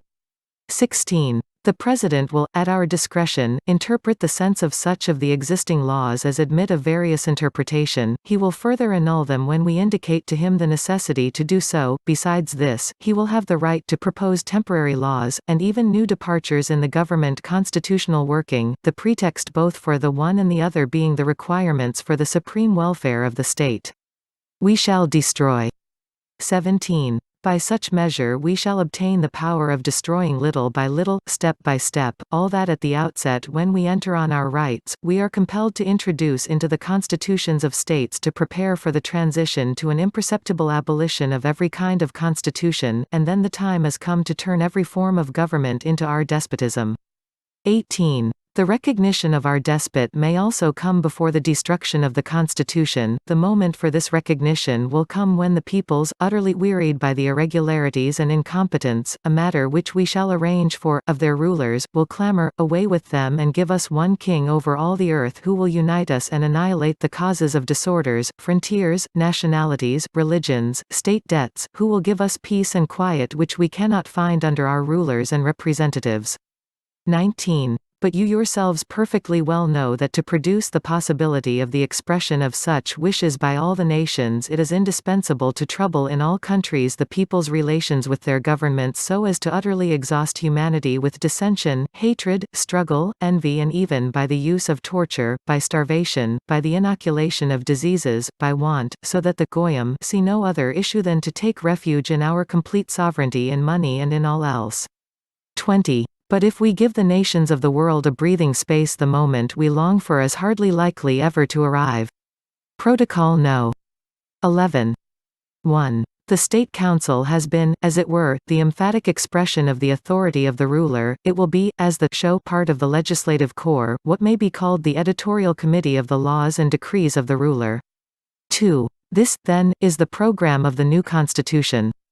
We shall make law, right and justice 1 in the guise of proposals to the legislative corps, 2 by decrees of the President under the guise of general regulations, of orders of the Senate and of resolutions of the State Council in the guise of ministerial orders, 3 and in case a suitable occasion should arise, in the form of a revolution in the state.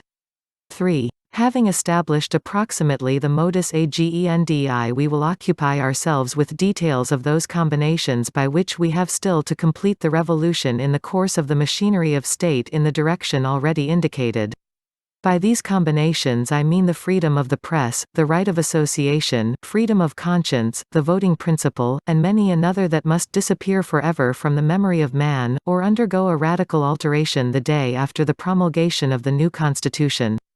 It is only at the moment that we shall be able at once to announce all our orders, for, afterwards, every noticeable alteration will be dangerous, for the following reasons. If this alteration be brought in with harsh severity and in a sense of severity and limitations, it may lead to a feeling of despair caused by fear of new alterations in the same direction. If, on the other hand, it be brought in a sense of further indulgences, it will be said that we have recognized our own wrong-doing, and this will destroy the prestige of the infallibility of our authority, or else it will be said that we have become alarmed and are compelled to show a yielding disposition, for which we shall get no thanks because it will be supposed to be compulsory. Both the one and the other are injurious to the prestige of the new Constitution. What we want is that from the first moment of its promulgation, while the peoples of the world are still stunned by the accomplished fact of the revolution, still in a condition of terror and uncertainty, they should recognize once for all that we are so strong, so inexpugnable, so superabundantly filled with power, that in no case shall we take any account of them, and so far from paying any attention to their opinions or wishes, we are ready and able to crush with irresistible power all expression or manifestation thereof at every moment and in every place, that we have seized at once everything we wanted and shall in no case divide our power with them. Then in fear and trembling they will close their eyes to everything, and be content to await what will be the end of it all. We are wolves. 4. The Goyim are a flock of sheep, and we are their wolves. And you know what happens when the wolves get hold of the flock? 5. There is another reason also why they will close their eyes, for we shall keep promising them to give back all the liberties we have taken away as soon as we have quelled the enemies of peace and tamed all parties. 6. It is not worth to say anything about how long a time they will be kept waiting for this return of their liberties. 7. For what purpose then have we invented this whole policy and insinuated it into the minds of the Goy without giving them any chance to examine its underlying meaning? For what, indeed, if not in order to obtain in a roundabout way what is for our scattered tribe unattainable by the direct road? It is this which has served as the basis for our organization of secret masonry which is not known to, and aims which are not even so much as suspected by, these Goy cattle, attracted by us into the show army of Masonic lodges in order to throw dust in the eyes of their fellows. 8. God has granted to us, his chosen people, the gift of the dispersion, and in this which appears in all eyes to be our weakness, has come forth all our strength, which has now brought us to the threshold of sovereignty over all the world. 9. There now remains not much more for us to build up upon the foundation we have laid. Protocol No. 12. 1. The word freedom, which can be interpreted in various ways, is defined by us as follows. 2. Freedom is the right to do which the law allows. This interpretation of the word will at the proper time be of service to us, because all freedom will thus be in our hands, since the laws will abolish or create only that which is desirable for us according to the aforesaid program. 3. We shall deal with the press in the following way. What is the part played by the press today? It serves to excite and inflame those passions which are needed for our purpose, or else it serves selfish ends of parties. It is often vapid, unjust, mendacious, and the majority of the public have not the slightest idea what ends the press really serves. We shall saddle and bridle it with a tight curb. We shall do the same also with all productions of the printing press, for where would be the sense of getting rid of the attacks of the press if we remain targets for pamphlets and books? The produce of publicity, which nowadays is a source of heavy expense owing to the necessity of censoring it, will be turned by us into a very lucrative source of income to our state. We shall law on it a special stamp tax and require deposits of caution money before permitting the establishment of any organ of the press or of printing offices. These will then have to guarantee our government against any kind of attack on the part of the press. For any attempt to attack us, if such still be possible, we shall inflict fines without mercy. Such measures as stamp tax, deposit of caution money and fines secured by these deposits, will bring in a huge income to the government. It is true that party organs might not spare money for the sake of publicity, but these we shall shut up at the second attack upon us. No one shall with impunity lay a finger on the aureole of our government infallibility. The pretext for stopping any publication will be the alleged plea that it is agitating the public mind without occasion or justification. I beg you to note that among those making attacks upon U.S. will also be organs established by U.S., but they will attack exclusively points that we have predetermined to alter. We control the press. 4. Not a single announcement will reach the public without our control. Even now this is already being attained by us inasmuch as all news items are received by a few agencies, in whose offices they are focused from all parts of the world. These agencies will then be already entirely ours and will give publicity only to what we dictate to them. 5. If already now we have contrived to possess ourselves of the minds of the Goy communities to such an extent that they all come near looking upon the events of the world through the colored glasses of those spectacles we are setting astride their noses, if already now there is not a single state where there exist for us any barriers to admittance into what Goy stupidity calls state secrets, what will our positions be then, when we shall be acknowledged supreme lords of the world in the person of our King of all the world? 6. Let us turn again to the future of the printing press. Everyone desirous of being a publisher, librarian, or printer, will be obliged to provide himself with the diploma instituted therefor, which, in case of any fault, will be immediately impounded. With such measures the instrument of thought will become an educative means on the hands of our government, which will no longer allow the mass of the nation to be led astray in byways and fantasies about the blessings of progress. Is there any one of us who does not know that these phantom blessings are the direct roads to foolish imaginings which give birth to anarchical relations of men among themselves and towards authority, because progress, or rather the idea of progress, has introduced the conception of every kind of emancipation, but has failed to establish its limits? All the so-called liberals are anarchists, if not in fact, at any rate in thought. Every one of them in hunting after phantoms of freedom, and falling exclusively into license, that is, into the anarchy of protest for the sake of protest. Free press destroyed. 7. We turn to the periodical press. We shall impose on it, as on all printed matter, stamp taxes per sheet and deposits of caution money, and books of less than 30 sheets will pay double. We shall reckon them as pamphlets in order, on the one hand, to reduce the number of magazines, which are the worst form of printed poison, and, on the other, in order that this measure may force writers into such lengthy productions that they will be little read, especially as they will be costly. At the same time what we shall publish ourselves to influence mental development in the direction laid down for our profit will be cheap and will be read voraciously. The tax will bring vapid literary ambitions within bounds and the liability to penalties will make literary men dependent upon us. And if there should be any found who are desirous of writing against us, they will not find any person eager to print their productions in print. The publisher or printer will have to apply to the authorities for permission to do so. Thus we shall know beforehand of all tricks preparing against us and shall nullify them by getting ahead with explanations on the subject treated of. 8. Literature and journalism are two of the most important educative forces, and therefore our government will become proprietor of the majority of the journals. This will neutralize the injurious influence of the privately owned press and will put us in possession of a tremendous influence upon the public mind.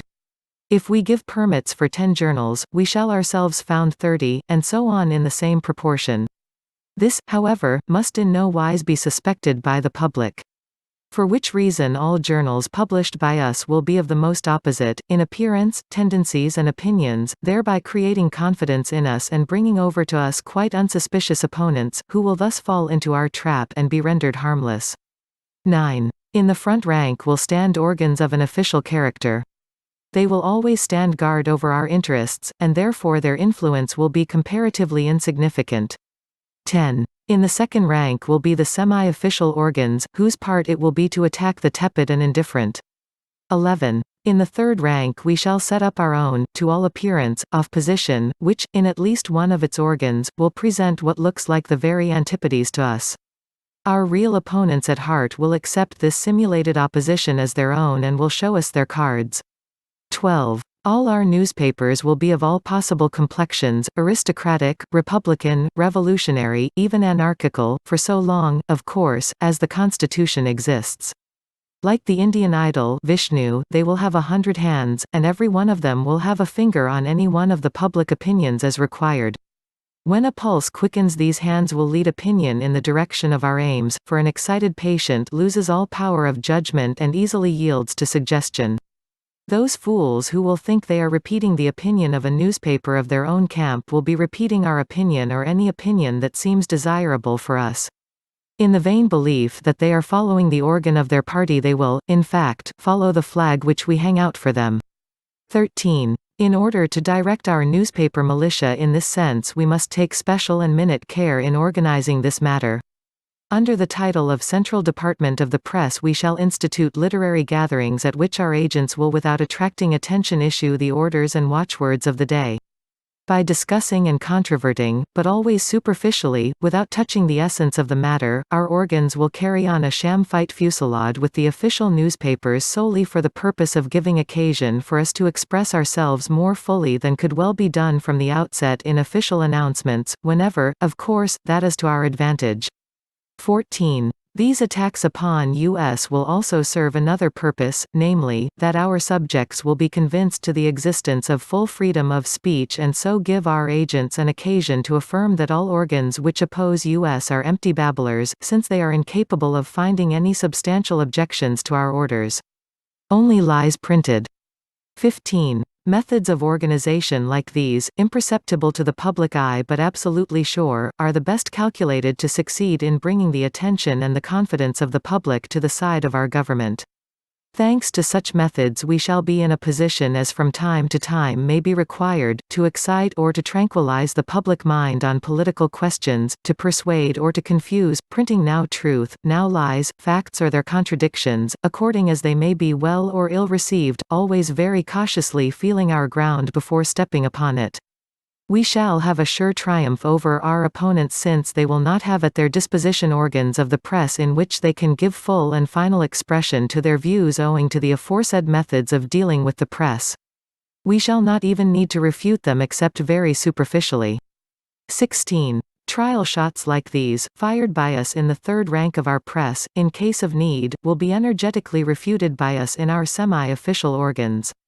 17. Even nowadays, already, to take only the French press, there are forms which reveal Masonic solidarity in acting on the watchword. All organs of the press are bound together by professional secrecy, like the augurs of old. Not one of their numbers will give away the secret of his sources of information unless it be resolved to make announcement of them. Not one journalist will venture to betray this secret, for not one of them is ever admitted to practice literature unless his whole past has some disgraceful sore or other. These sores would be immediately revealed. So long as they remain the secret of a few, the prestige of the journalist attacks the majority of the country, the mob follow after him with enthusiasm. 18. Our calculations are especially extended to the provinces. It is indispensable for us to inflame there those hopes and impulses with which we could at any moment fall upon the capital, and we shall represent to the capitals that these expressions are the independent hopes and impulses of the provinces. Naturally, the source of them will be always one and the same, ours. What we need is that, until such time as we are in the plenitude power, the capitals should find themselves stifled by the provincial opinion of the nations, i.e., of a majority arranged by our agentor. What we need is that at the psychological moment the capitals should not be in a position to discuss an accomplished fact, for the simple reason, if for no other, that it has been accepted by the public opinion of a majority in the provinces. 19. When we are in the period of the new regime transitional to that of our assumption of full sovereignty, we must not admit any revelation by the press of any form of public dishonesty. It is necessary that the new regime should be thought to have so perfectly contented everybody that even criminality has disappeared. Cases of the manifestation of criminality should remain known only to their victims and to chance witnesses, no more. Protocol No. 13. 1. The need for daily forces the Goyim to keep silence and be our humble servants. Agents taken onto our press from among the Goyim will at our orders discuss anything which it is inconvenient for us to issue directly in official documents, and we meanwhile, quietly amid the din of the discussion so raised, shall simply take and carry through such measures as we wish and then offer them to the public as an accomplished fact. No one will dare to demand the abrogation of a matter once settled, all the more so as it will be represented as an improvement. And immediately the press will distract the current of thought towards new questions. Have we not trained people always to be seeking something new? Into the discussions of these new questions will throw themselves those of the brainless dispensers of fortunes who are not able even now to understand that they have not the remotest conception about the matters which they undertake to discuss. Questions of the political are unattainable for any save those who have guided it already for many ages, the creators. 2. From all this you will see that in seeming the opinion of the mob we are only facilitating the working of our machinery, and you may remark that it is not for actions but for words issued by us on this or that question that we seem to seek approval. We are constantly making public declaration that we are guided in all our undertakings by the hope, joined to the conviction, that we are serving the common weal. We deceive workers. 3. In order to distract people who may be too troublesome from discussions of questions of the political, we are now putting forward what we allege to be new questions of the political, namely, questions of industry. In this sphere let them discuss themselves silly. The masses are agreed to remain inactive, to take a rest from what they suppose to be political, which we trained them to in order to use them as a means of combating the Goy governments only on condition of being found new employments, in which we are prescribing them something that looks like the same political object. In order that the masses themselves may not guess what they are about, we further distract them with amusements, games, pastimes, passions, people's palaces. Soon we shall begin through the press to propose competitions in art, in sport, in all kinds. These interests will finally distract their minds from questions in which we should find ourselves compelled to oppose them. Growing more and more disaccustomed to reflect and form any opinions of their own, people will begin to talk in the same tone as we, because we alone shall be offering them new directions for thought, of course through such persons as will not be suspected of solidarity with us. 4. The part played by the liberals, utopian dreamers, will be finally played out when our government is acknowledged. Till such time they will continue to do us good service. Therefore we shall continue to direct their minds to all sorts of vain conceptions of fantastic theories, new and apparently progressive, for have we not with complete success turned the brainless heads of the Goyim with progress, till there is not among the Goyim one mind able to perceive that under this word lies a departure from truth in all cases where it is not a question of material inventions, like a fallacious idea, serves to obscure truth so that none may know it except us, the chosen of God, its guardians. 5. When we come into our kingdom, our orators will expound great problems which have turned humanity upside down in order to bring it at the end under our beneficent rule. 6. Who will ever suspect then that all these peoples were stage managed by us according to a political plan which no one has so much as guessed at in the course of many centuries? Protocol No. 14. 1. When we come into our kingdom, it will be undesirable for us that there should exist any other religion than ours, of the one God with whom our destiny is bound up by our position as the chosen people and through whom our same destiny is united with the destinies of the world. We must therefore sweep away all other forms of belief. If this gives birth to the atheists whom we see today, it will not, being only a transitional stage, interfere with our views, but will serve as a warning for those generations which will hearken to our preaching of the religion of Moses, that, by its stable and thoroughly elaborated system, has brought all the peoples of the world into subjection to us. Therein we shall emphasize its mystical right, on which, as we shall say, all its educative power is based. Then at every possible opportunity we shall publish articles in which we shall make comparisons between our beneficent rule and those of past ages.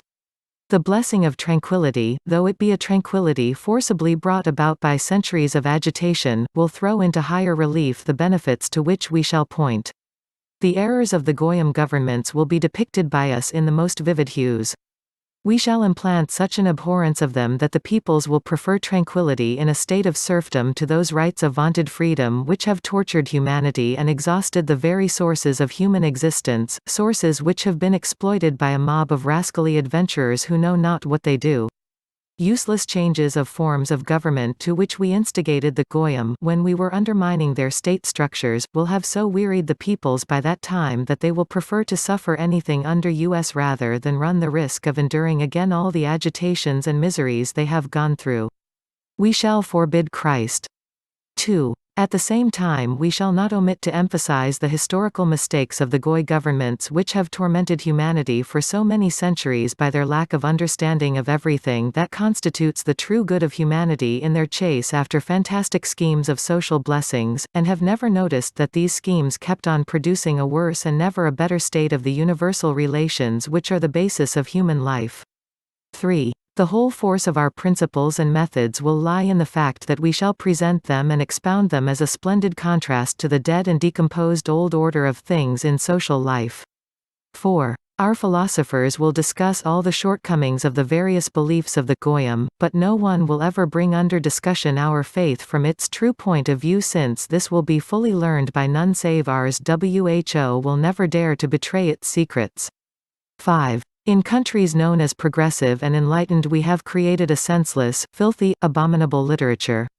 For some time after our entrance to power we shall continue to encourage its existence in order to provide a telling relief by contrast to the speeches, party program, which will be distributed from exalted quarters of ours. Our wise men, trained to become leaders of the Goyim, will compose speeches, projects, memoirs, articles, which will be used by us to influence the minds of the Goyim, directing them towards such understanding and forms of knowledge as have been determined by us. Protocol No. 15. 1. When we at last definitely come into our kingdom by the aid of coups d'état prepared everywhere for one and the same day, after definitely acknowledged, and not a little time will pass before that comes about, perhaps even a whole century, we shall make it our task to see that against us such things as plots shall no longer exist. With this purpose we shall slay without mercy all who take arms in hand to oppose our coming into our kingdom. Every kind of new institution of anything like a secret society will also be punished with death. Those of them which are now in existence, are known to us, serve us and have served us, we shall disband and send into exile to continents far removed from Europe. In this way we shall proceed with those Goy Masons who know too much, such of these as we may for some reason spare will be kept in constant fear of exile. We shall promulgate a law making all former members of secret societies liable to exile from Europe as the center of rule. 2. Resolutions of our government will be final, without appeal. 3. In the Goy societies, in which we have planted and deeply rooted discord and Protestantism, the only possible way of restoring order is to employ merciless measures that prove the direct force of authority. No regard must be paid to the victims who fall, they suffer for the well-being of the future. The attainment of that well-being, even at the expense of sacrifices, is the duty of any kind of government that acknowledges as justification for its existence not only its privileges but its obligations. The principal guarantee of stability of rule is to confirm the aureole of power, and this aureole is attained only by such a majestic inflexibility of might as shall carry on its face the emblems of inviolability from mystical causes, from the choice of God. Such was, until recent times, the Russian autocracy, the one and only serious foe we had in the world, without counting the papacy. Bear in mind the example when Italy, drenched with blood, never touched a hair of the head of Sulla who had poured forth that blood. Sulla enjoyed an apotheosis for his might in him, but his intrepid return to Italy ringed him round with inviolability. The people do not lay a finger on him who hypnotizes them by his daring and strength of mind. Secret societies. 4. Meantime, however, until we come into our kingdom, we shall act in the contrary way. We shall create and multiply free Masonic lodges in all the countries of the world, absorb into them all who may become or who are prominent in public activity. For these lodges we shall find our principal intelligence office and means of influence. All these lodges we shall bring under one central administration, known to us alone and to all others absolutely unknown, which will be composed of our learned elders. The lodges will have their representatives who will serve to screen the above-mentioned administration of Masonry and from whom will issue the watchword and program. In these lodges we shall tie together the knot which binds together all revolutionary and liberal elements. Their composition will be made up of all strata of society. The most secret political plots will be known to us and fall under our guiding hands on the very day of their conception. Among the members of these lodges will be almost all the agents of international and national police, since their service is for us irreplaceable in the respect that the police is in a position not only to use its own particular measures with the insubordinate, but also to screen our activities and provide pretexts for discontents, etc. 5. The class of people who most willingly enter into secret societies are those who live by their wits, careerists, and in general people, mostly light-minded, with whom we shall have no difficulty in dealing and in using to wind up the mechanism of the machine devised by us. If this world grows agitated, the meaning of that will be that we have had to stir up in order to break up its too great solidarity. But if there should arise in its midst a plot, then at the head of that plot will be no other than one of our most trusted servants. It is natural that we and no other should lead Masonic activities, for we know whither we are leading, we know the final goal of every form of activity, whereas the Goyim have knowledge of nothing, not even of the immediate effect of action. They put before themselves, usually, the momentary reckoning of the satisfaction of their self-opinion in the accomplishment of their thought, without even remarking that the very conception never belonged to their initiative but to our instigation of their thought. Gentiles are stupid. 6. The Goyim enter the lodges out of curiosity or in the hope by their means to get a nibble at the public pie, and some of them in order to obtain a hearing before the public for their impracticable and groundless fantasies. They thirst for the emotion of success and applause, of which we are remarkably generous.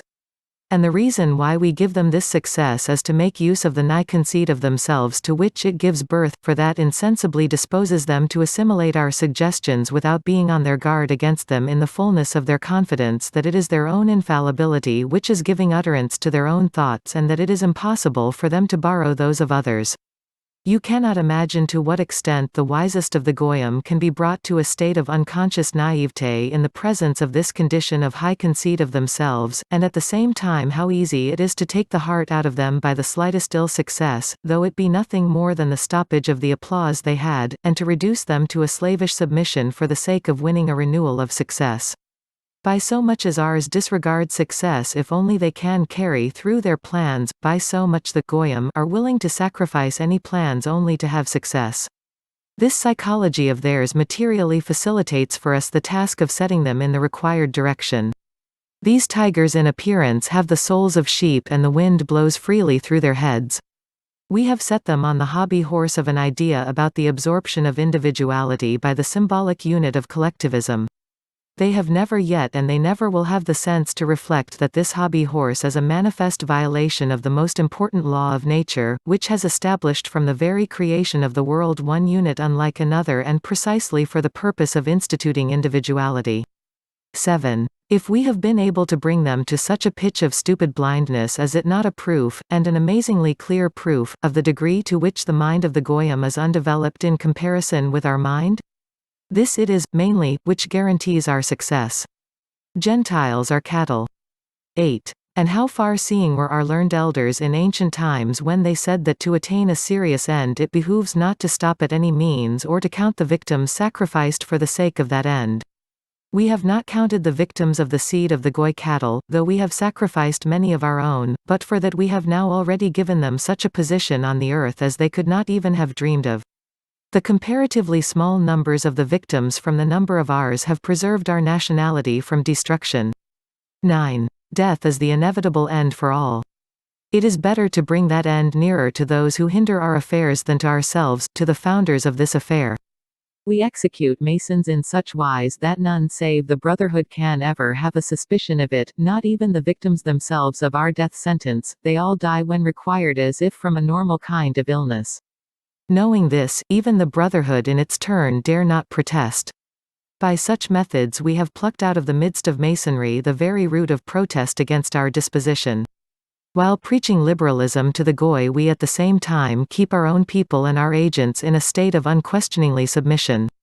10. Under our influence, the execution of the laws of the Goyim has been reduced to a minimum. The prestige of the law has been exploded by the liberal interpretations introduced into this sphere.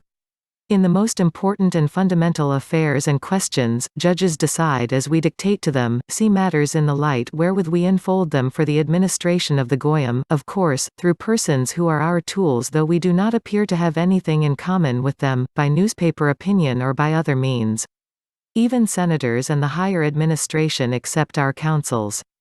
The purely brute mind of the Goyim is incapable of use for analysis and observation, and still more for the foreseeing whither a certain manner of setting a question may tend. 11. In this difference in capacity for thought between the Goyim and ourselves may be clearly discerned the seal of our position as the chosen people and of our higher quality of humanness, in contradistinction to the brute mind of the Goyim. Their eyes are open, but see nothing before them and do not invent, unless perhaps, material things. From this it is plain that nature herself has destined us to guide and rule the world. We demand submission. 12. When comes the time of our overt rule, the time to manifest its blessing, we shall remake all legislatures, all our laws will be brief, plain, stable, without any kind of interpretations, so that anyone will be in a position to know them perfectly.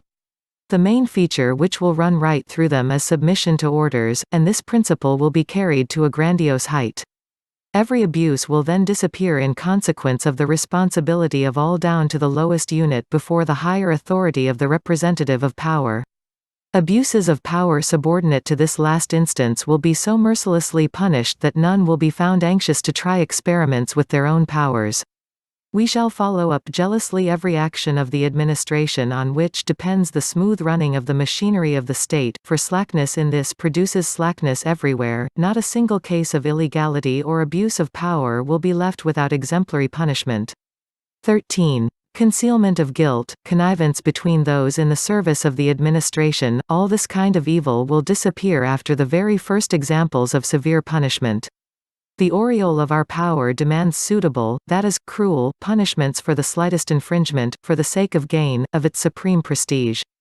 The sufferer, though his punishment may exceed his fault, will count as a soldier falling on the administrative field of battle in the interest of authority, principle and law, which do not permit that any of those who hold the reins of the public coach should turn aside from the public highway to their own private paths. For examples, our judges will know that whenever they feel disposed to plume themselves on foolish clemency, they are violating the law of justice which is instituted for the exemplary edification of men by penalties for lapses and not for display of the spiritual qualities of the judges. Such qualities it is proper to show in private life, but not in a public square, which is the educationally basis of human life. 14. Our legal staff will serve not beyond the age of 55, firstly because old men more obstinately hold to prejudiced opinions, and are less capable of submitting to new directions, and secondly because this will give us the possibility by this measure of securing elasticity in the changing of staff, which will thus the more easily bend under our pressure. He who wishes to keep his place will have to give blind obedience to deserve it. In general, our judges will be elected by us only from among those who thoroughly understand that the part they have to play is to punish and apply laws and not to dream about the manifestations of liberalism at the expense of the educational scheme of the state, as the Goyim in these days imagine it to be. This method of shuffling the staff will serve also to explode any collective solidarity of those in the same service and will bind all to the interests of the government upon which their fate will depend. The young generation of judges will be trained in certain views regarding the inadmissibility of any abuses that might disturb the established order of our subjects among themselves. 15. In these days the judges of the Goyim create indulgences to every kind of crimes, not having a just understanding of their office, because the rulers of the present age in appointing judges to office take no care to inculcate in them a sense of duty and consciousness of the matter which is demanded of them. As a brute beast lets out its young in search of prey, so do the Goyim give to them for what purpose such place was created. This is the reason why their governments are being ruined by their own forces through the acts of their own administration. 16. Let us borrow from the example of the results of these actions yet another lesson for our government.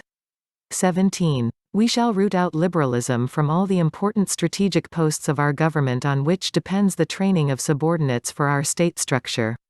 Such posts will fall exclusively to those who have been trained by us for administrative rule. To the possible objection that the retirement of old servants will cost the Treasury heavily, I reply, firstly, they will be provided with some private service in place of what they lose, and, secondly, I have to remark that all the money in the world will be concentrated in our hands, consequently it is not our government that has to fear expense. We shall be cruel. 18. Our absolutism will in all things be logically consecutive, and therefore in each one of its decrees our supreme will be respected and unquestionably fulfilled. It will ignore all murmurs, all discontents of every kind, and will destroy to the root every kind of manifestation of them in act by punishment of an exemplary character.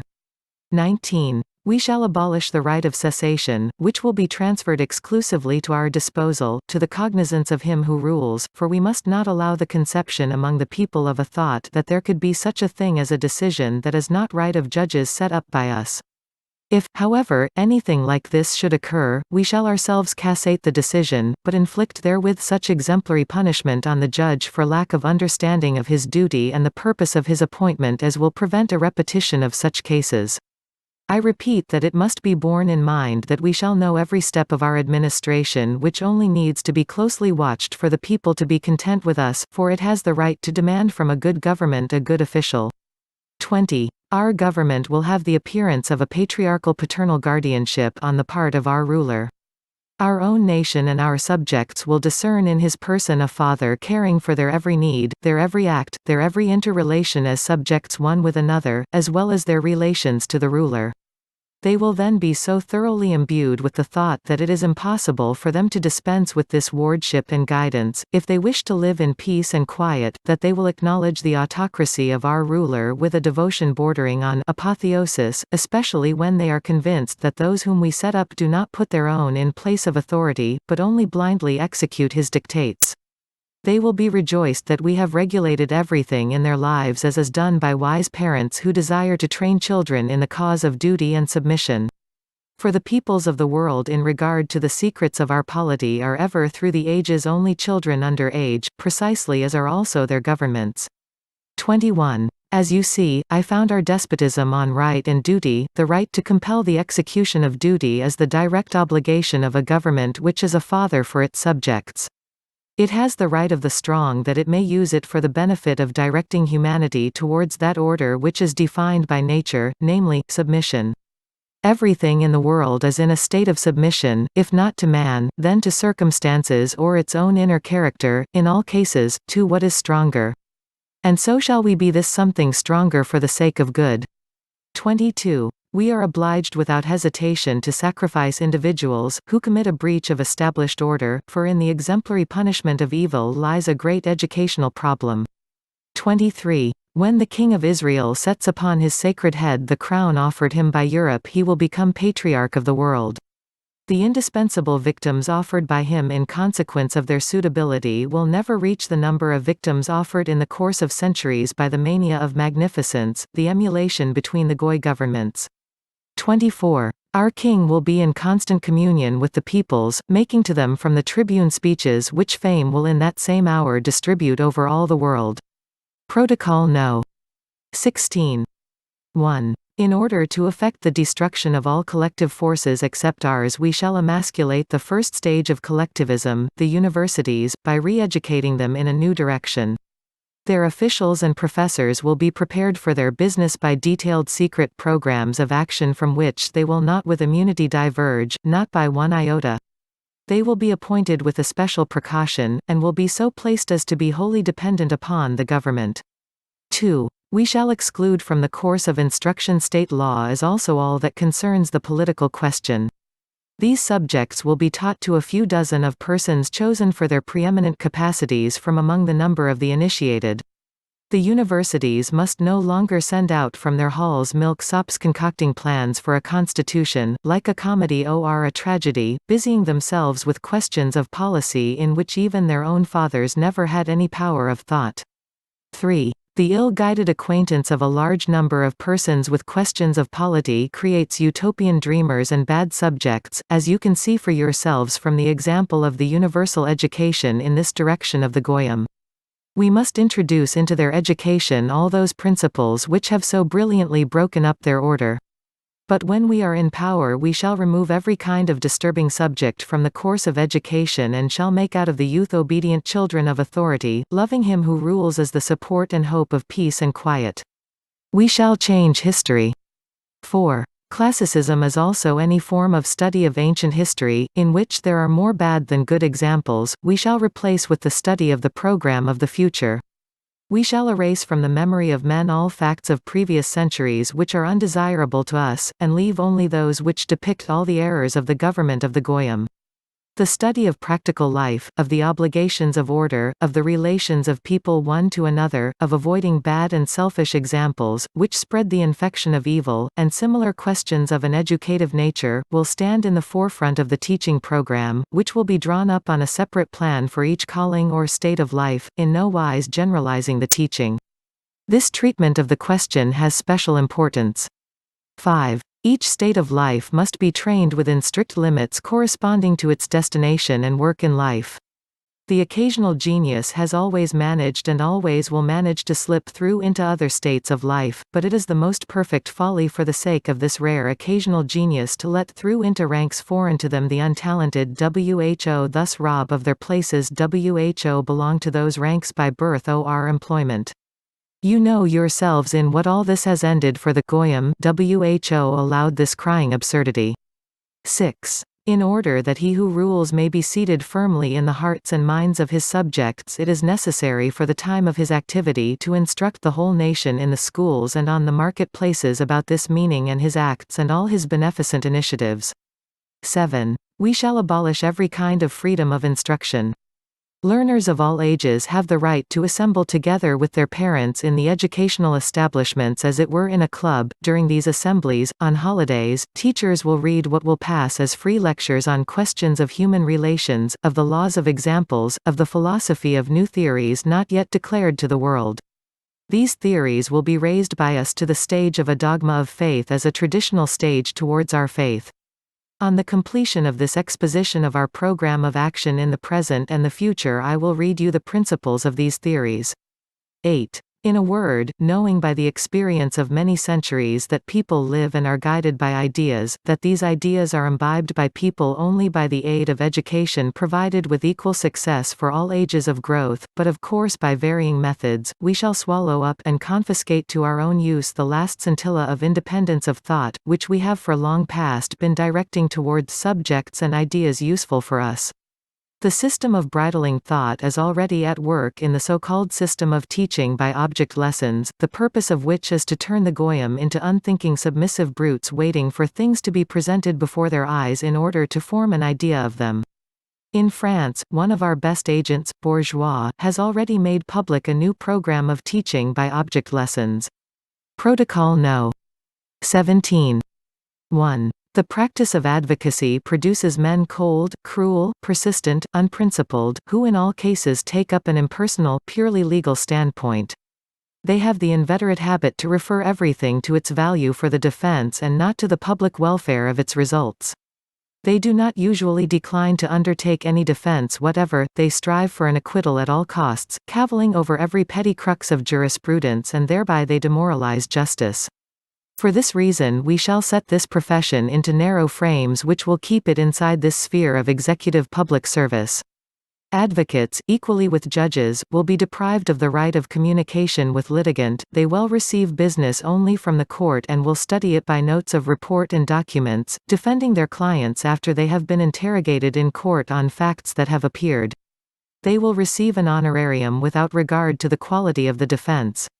This will render them mere reporters on law business in the interests of justice and as counterpoise to the proctor who will be the reporter in the interests of prosecution. This will shorten business before the courts. In this way will be established a practice of honest unprejudiced defense conducted not from personal interest but by conviction. This will also, by the way, remove the present practice of corrupt bargain between advocation to agree only to let that side win which pays most. We shall destroy the clergy. 2. We have long past taken care to discredit the priesthood of Goyim, and thereby to ruin their mission on earth, which in these days might still be a great hindrance to us. Day by day its influence on the peoples of the world is falling lower. Freedom of conscience has been declared everywhere, so that now only years divide us from the moment of the complete wrecking of that Christian religion. As to other religions, we shall have still less difficulty in dealing with them, but it would be premature to speak of this now. We shall act clericalism and clericals into such narrow frames as to make their influence move in retrogressive proportion to its former progress. 3. When the time comes finally to destroy the papal court, the finger of an invisible hand will point the nations towards this court. When, however, the nations fling themselves upon it, we shall come forward in the guise of its defenders as if to save excessive bloodshed. By this diversion we shall penetrate to its very bowels, and be sure we shall never come out again until we have gnawed through the entire strength of this place. 4. The King of the Jews will be the real Pope of the universe, the Patriarch of the International Church, the Antichrist? 5. But, in the meantime, while we are re-educating youth in new traditional religions and afterwards in ours, we shall not overtly lay a finger on existing churches, but we shall fight against them by criticism calculated to produce schism. 6. In general, then, our contemporary press will continue to convict state affairs, religions, incapacities of the Goyim, always using the most unprincipled expressions in order by every means to lower their prestige in the manner which can only be practiced by the genius of our gifted tribe. 7. Our kingdom will be an apologia of the divinity Vishnu, in whom is found its personification. In our 100 hands will be, one in each, the springs of the machinery of social life. We shall see everything without the aid of official police which, in that scope of its rights which we elaborated for the use of the Goyim, hinders governments from seeing. In our programs 1/3 of our subjects will keep the rest under observation from a sense of duty, on the principle of volunteer service to the state. It will then be no disgrace to be a spy and informer, but a merit. Unfounded denunciations, however, will be cruelly punished that there may be development of abuses of this right.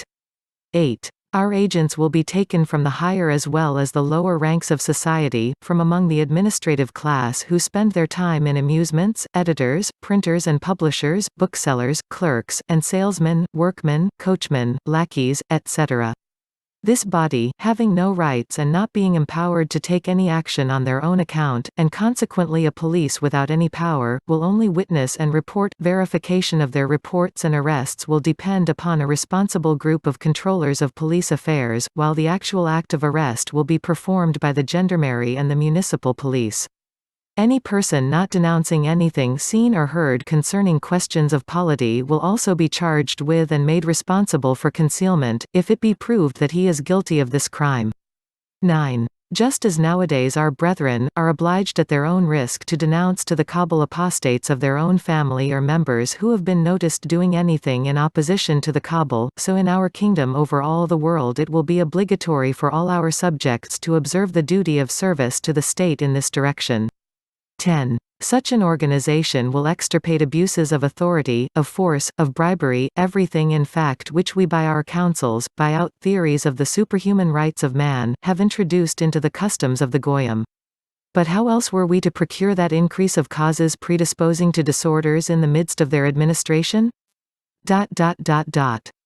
Among the number of those methods, one of the most important as agents for the restoration of order, so placed as to have the opportunity in their disintegrating activity of developing and displaying their evil inclinations, obstinate self-conceit, irresponsible exercise of authority, and, first and foremost, venality. Protocol No. 18.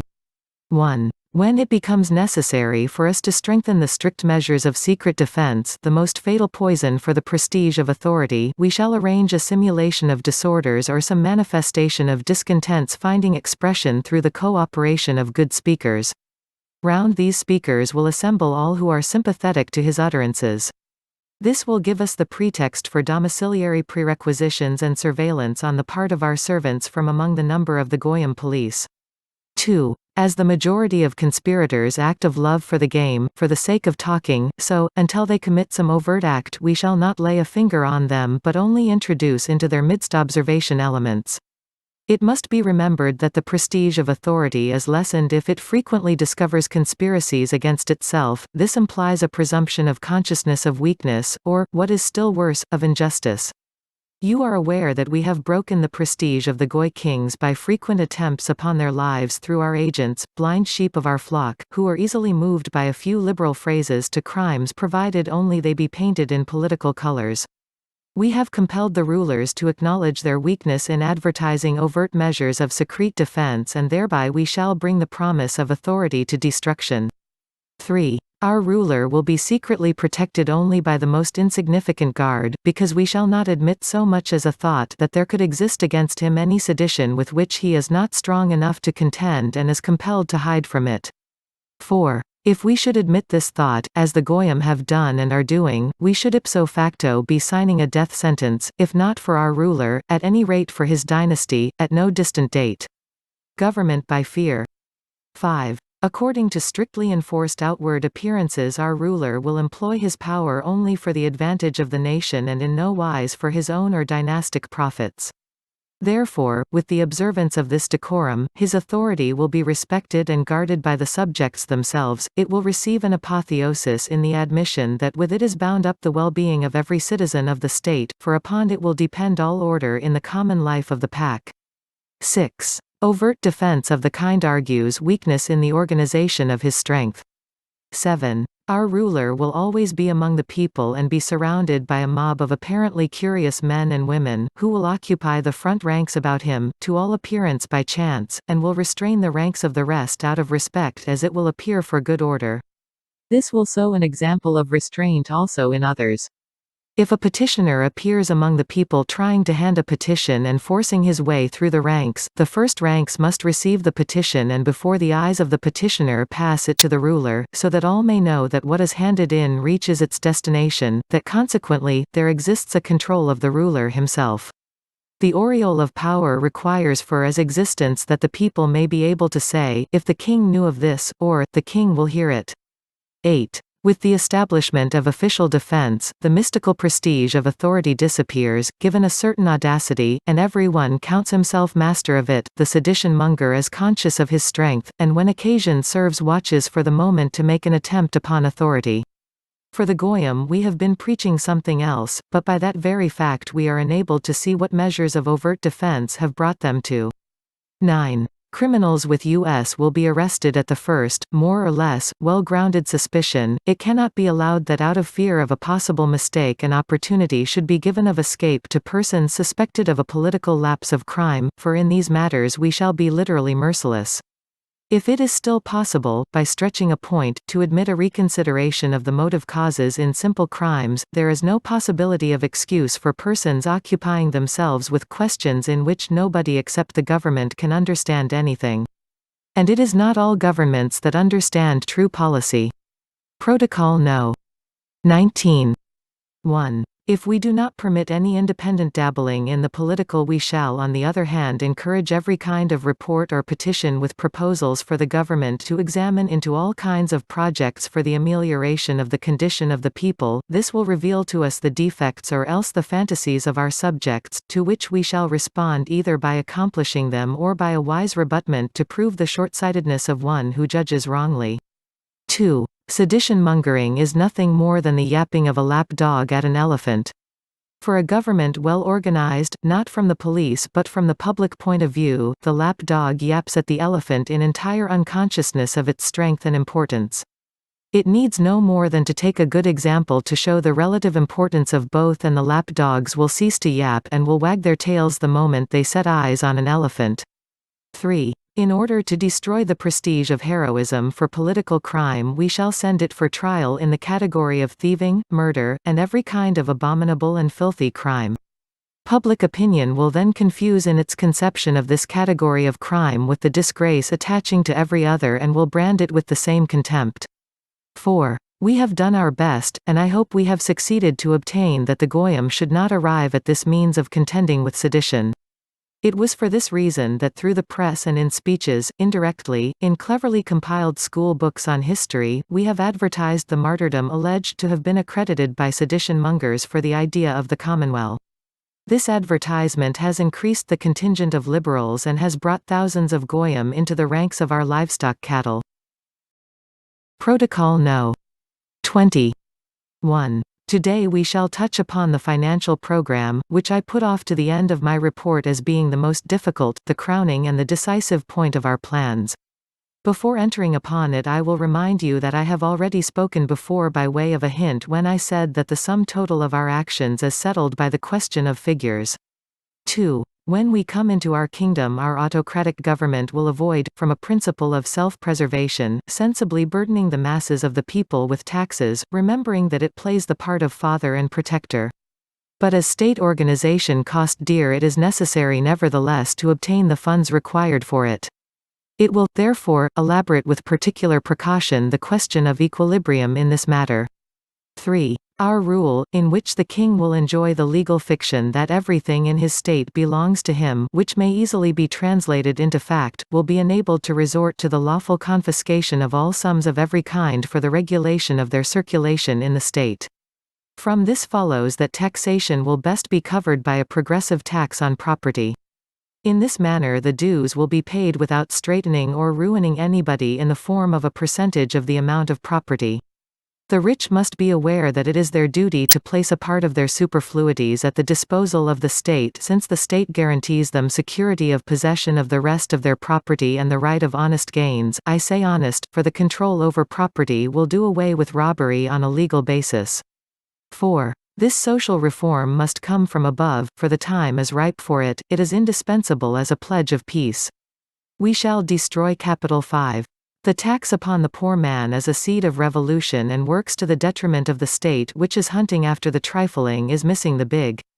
Quite apart from this, a tax on capitalists diminishes the growth of wealth in private hands, in which we have in these days concentrated it as a counterpoise to the government strength of the goyim, their state finances.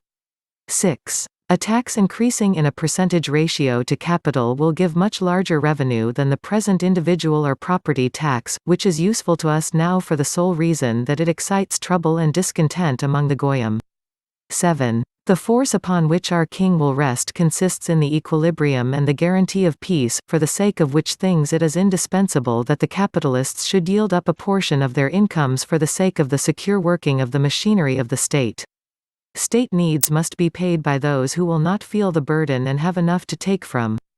8. Such a measure will destroy the hatred of the poor man for the rich, in whom he will see a necessary financial support for the state, will see in him the organizer of peace and well-being, since he will see that it is the rich man who is paying the necessary means to attain these things. 9. In order that payers of the educated classes should not too much distress themselves over the new payments, they will have full accounts given them of the destination of those payments, with the exception of such sums as will be appropriated for the needs of the throne and the administrative institutions. 10. He who reigns will not have any properties of his own once all in the state represented his patrimony, or else the one would be in contradiction to the other. The fact of holding private means would destroy the right of property in the common possessions of all. 11. Relatives of him who reigns, his heirs excepted, who will be maintained by the resources of the state, must enter the ranks of servants of the state or must work to obtain the right to property. The privilege of royal blood must not serve for the spoiling of the treasury. 12. Purchase, receipt of money or inheritance will be subject to the payment of a stamp progressive tax. Any transfer of property, whether money or other, without evidence of payment of this tax, which will be strictly registered by names, will render the former holder liable to pay interest on the tax from the moment of transfer of these sums up to the discovery of his evasion of declaration of the transfer. Transfer documents must be presented weekly at the local treasury office with notifications of the name, surname and permanent place of residence of the former and the new holder of the property. This transfer with register of names must begin from a definite sum which exceeds the ordinary expenses of buying and selling necessaries, and these will be subject to payment only by a stamp impost of a definite percentage of the unit. 13. Just strike an estimate of how many times such taxes as these will cover the revenue of the goyim states. We cause depressions. 14. The state exchequer will have to maintain a definite complement of reserve sums, and all that is collected above that complement must be returned into circulation. On these sums will be organized public works. The initiative in works of this kind, proceeding from state sources, will blind the working class firmly to the interests of the state and to those who reign. From these same sums also a part will be set aside as rewards of inventiveness and productiveness. 15. On no account should so much as a single unit above the definite and freely estimated sums be retained in the state treasuries, for money exists to be circulated and any kind of stagnation of money acts ruinously on the running of the state machinery, for which it is the lubricant. A stagnation of the lubricant may stop the regular working of the mechanism. 16. The substitution of interest-bearing paper for a part of the token of exchange has produced exactly this stagnation. The consequences of this circumstance are already sufficiently noticeable. 17. A court of account will also be instituted by us, and in it the ruler will find at any moment a full accounting for state income and expenditure, with the exception of the current monthly account, not yet made up, and that of the preceding month, which will not yet have been delivered. 18. The one and only person who will have no interest in robbing the state is its owner, the ruler. This is why his personal control will remove the possibility of leakages of extravagances. 19. The representative function of the ruler at receptions for the sake of etiquette, which absorbs so much invaluable time, will be abolished in order that the ruler may have time for control and consideration. His power will not then be split up into fractional parts among time-serving favorites who surround the throne for its pomp and splendor, and are interested only in their own and not in the common interests of the state. 20. Economic crises have been producer by us for the goyim by no other means than the withdrawal of money from circulation. Huge capitals have stagnated, withdrawing money from states, which were constantly obliged to apply to those same stagnant capitals for loans. These loans burdened the finances of the state with the payment of interest and made them the bond slaves of these capitals. The concentration of industry in the hands of capitalists out of the hands of small masters has drained away all the juices of the peoples and with them also the states. 21. The present issue of money in general does not correspond with the requirements per head, and cannot therefore satisfy all the needs of the workers. The issue of money ought to correspond with the growth of population, and thereby children also must absolutely be reckoned as consumers of currency from the day of their birth. The revision of issue is a material question for the whole world. 22. You are aware that the gold standard has been the ruin of the states which adopted it, for it has not been able to satisfy the demands for money, the more so that we have removed gold from circulation as far as possible. Gentile states bankrupt. 23. With us the standard that must be introduced is the cost of working manpower, whether it be reckoned in paper or in wood. We shall make the issue of money in accordance with the normal requirements of each subject, adding to the quantity with every birth and subtracting with every death. 24. The accounts will be managed by each department, the French administrative division, each circle.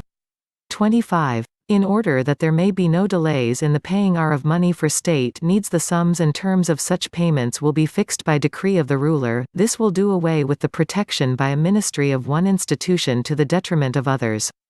26. The budgets of income and expenditure will be carried out side by side that they may not be obscured by distance one to another. 27. The reforms projected by us in the financial institutions and principles of the goyim will be clothed by us in such forms as will alarm nobody. We shall point out the necessity of reforms in consequence of the disorderly darkness into which the goyim by their irregularities have plunged the finances. The first irregularity, as we shall point out, consists in their beginning with drawing up a single budget which year after year grows owing to the following cause: this budget is dragged out to half the year, then they demand a budget to put things right, and this they expend in 3 months, after which they ask for a supplementary budget, and all this ends with a liquidation budget. But, as the budget of the following year is drawn up in accordance with the sum of the total addition, the annual departure from the normal reaches as much as 50% in a year, and so the annual budget is trebled in 10 years. Thanks to such methods, allowed by the carelessness of the Goy states, their treasuries are empty. The period of loans supervenes, and that has swallowed up remainders and brought all the Goy states to bankruptcy. 28. You understand perfectly that economic arrangements of this kind, which have been suggested to the goyim by us, cannot be carried on by us. 29. Every kind of loan proves infirmity in the state and a want of understanding of the rights of the state. Loans hang like a sword of Damocles over the heads of rulers, who, instead of taking from their subjects by a temporary tax, come begging with outstretched palm of our bankers. Foreign loans are leeches which there is no possibility of removing from the body of the state until they fall off of themselves or the state flings them off.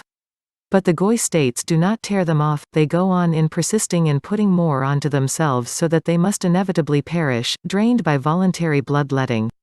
Tyranny of usury. 30. What also indeed is, in substance, a loan, especially a foreign loan. A loan is, an issue of government bills of exchange containing a percentage obligation commensurate to the sum of the loan capital. If the loan bears a charge of 5%, then in 20 years the state vainly pays away in interest a sum equal to the loan borrowed, in 40 years it is paying a double sum, in 60, treble, and all the while the debt remains an unpaid debt. 31. From this calculation it is obvious that with any form of taxation per head the state is bailing out the last coppers of the poor taxpayers in order to settle accounts with wealth foreigners, from whom it has borrowed money instead of collecting these coppers for its own needs without the additional interest. 32. So long as loans were internal the goyim only shuffled their money from the pockets of the poor to those of the rich, but when we bought up the necessary person in order to transfer loans into the external sphere, all the wealth of states flowed into our cash boxes and all the goyim began to pay us the tribute of subjects. 33. If the superficiality of Goy kings on their thrones in regard to state affairs and the venality of ministers or the want of understanding of financial matters on the part of other ruling persons have made their country's debtors to our treasuries to amounts quite impossible to pay, it has not been accomplished without, on our part, heavy expenditure of trouble and money. 34. Stagnation of money will not be allowed by us and therefore there will be no state interest-bearing paper, except a 1% series, so that there will be no payment of interest to leeches that suck all the strength out of the state. The right to issue interest-bearing paper will be given exclusively to industrial companies who will find no difficulty in paying interest out of profits, whereas the state does not make interest on borrowed money like these companies, for the state borrows to spend and not to use in operations. 35. Industrial papers will be bought also by the government, which from being as now a paper of tribute by loan operations will be transformed into a lender of money at a profit. This measure will stop the stagnation of money, parasitic profits and idleness, all of which were useful for us among the goyim so long as they were independent but are not desirable under our rule. 36. How clear is the undeveloped power of thought of the purely brute brains of the goyim, as expressed in the fact that they have been borrowing from us with payment of interest without ever thinking that all the same these very monies plus an addition for payment of interest must be got by them from their own state pockets in order to settle up with us. What could have been simpler than to take the money they wanted from their own people? 37. But it is a proof of the genius of our chosen mind that we have contrived to present the matter of loans to them in such a light that they have even seen in them an advantage for themselves. 38. Our accounts, which we shall present when the time comes, in the light of centuries of experience gained by experiments made by us on the Goy states, will be distinguished by clearness and definiteness and will show at a glance to all men the advantage of our innovations. They will put an end to those abuses to which we owe our mastery over the goyim, but which cannot be allowed in our kingdom. 39. We shall so hedge about our system of accounting that neither the ruler nor the most insignificant public servant will be in a position to divert even the smallest sum from its destination without detection or to direct it in another direction except that which will be once fixed in a definite plan of action. 40. And without a definite plan it is impossible to rule. Marching along an undetermined road and with undetermined resources brings to ruin by the way heroes and demigods. 41. The Goy rulers, whom we once upon a time advised should be distracted from state occupations by representative receptions, observances of etiquette, entertainments, were only screens for our rule. The accounts of favorite courtiers who replaced them in the sphere of affairs were drawn up for them by our agents, and every time gave satisfaction to short-sighted minds by promises that in the future economics and improvements were foreseen. Economics from what? From new taxes? Were questions that might have been but were not asked by those who read our accounts and projects. 42. You know to what they have been brought by this carelessness, to what pitch of financial disorder they have arrived, notwithstanding the astonishing industry of their peoples. Protocol No. 21. 1. To what I reported to you at the last meeting I shall now add a detailed explanation of internal loans. Of foreign loans I shall say nothing more, because they have fed us with national monies of the Goyim, but for our state there will be no foreigners, that is, nothing external. 2. We have taken advantage of the venality of administrators and slackness of rulers to get our monies twice, thrice and more times over, by lending to the Goy government's monies which were not at all needed by the states. Could anyone do the like in regard to us? Therefore, I shall only deal with the details of internal loans. 3. States announce that such a loan is to be concluded and open subscriptions for their own bills of exchange, that is, for their interest-bearing paper. That they may be within the reach of all the price is determined at from 100 to 1,000, and a discount is made for the earliest subscribers. Next day by artificial means the price of them goes up, the alleged reason being that everyone is rushing to buy them. In a few days the treasury safes are, as they say, overflowing and there's more money than they can do with. The subscription, it is alleged, covers many times over the issue total of the loan. In this lies the whole stage effect. Look you, they say, what confidence is shown in the government's bills of exchange. 4. But when the comedy is played out there emerges the fact that a debit, and an exceedingly burdensome debit, has been created. For the payment of interest it becomes necessary to have recourse to new loans, which do not swallow up but only add to the capital debt. And when this credit is exhausted it becomes necessary by new taxes to cover, not the loan, but only the interest on it. These taxes are a debit employed to cover a debit. 5. Later comes the time for conversions, but they diminish the payment of interest without covering the debt, and besides they cannot be made without the consent of the lenders. On announcing a conversion a proposal is made to return the money to those who are not willing to convert their paper. If everybody expressed his unwillingness and demanded his money back, the government would be hooked on their own files and would be found insolvent and unable to pay the proposed sums. By good luck the subjects of the Goy governments, knowing nothing about financial affairs, have always preferred losses on exchange and diminution of interest to the risk of new investments of their monies, and have thereby many a time enabled these governments to throw off their shoulders a debit of several millions. 6. Nowadays, with external loans, these tricks cannot be played by the Goyim, for they know that we shall demand all our monies back. 7. In this way an acknowledged bankruptcy will best prove to the various countries the absence of any means between the interest of the peoples and of those who rule them. 8. I beg you to concentrate your particular attention upon this point and upon the following. Nowadays all internal loans are consolidated by so-called flying loans, that is, such as have terms of payment more or less near. These debts consist of monies paid into the savings banks and reserve funds. If left for long at the disposition of a government these funds evaporate in the payment of interest on foreign loans, and are placed by the deposit of equivalent amount of rents. 9. And these last it is which patch up all the leaks in the state treasuries of the Goyim. 10. When we ascend the throne of the world all these financial and similar shifts, as being not in accord with our interests, will be swept away so as not to leave a trace, as also will be destroyed all money markets, since we shall not allow the prestige of our power to be shaken by fluctuations of prices set upon our values, which we shall announce by law at the price which represents their full worth without any possibility of lowering or raising. Raising gives the pretext for lowering, which indeed was where we made a beginning in relation to the values of the Goyim. 11. We shall replace the money markets by grandiose government credit institutions, the object of which will be to fix the price of industrial values in accordance with government views.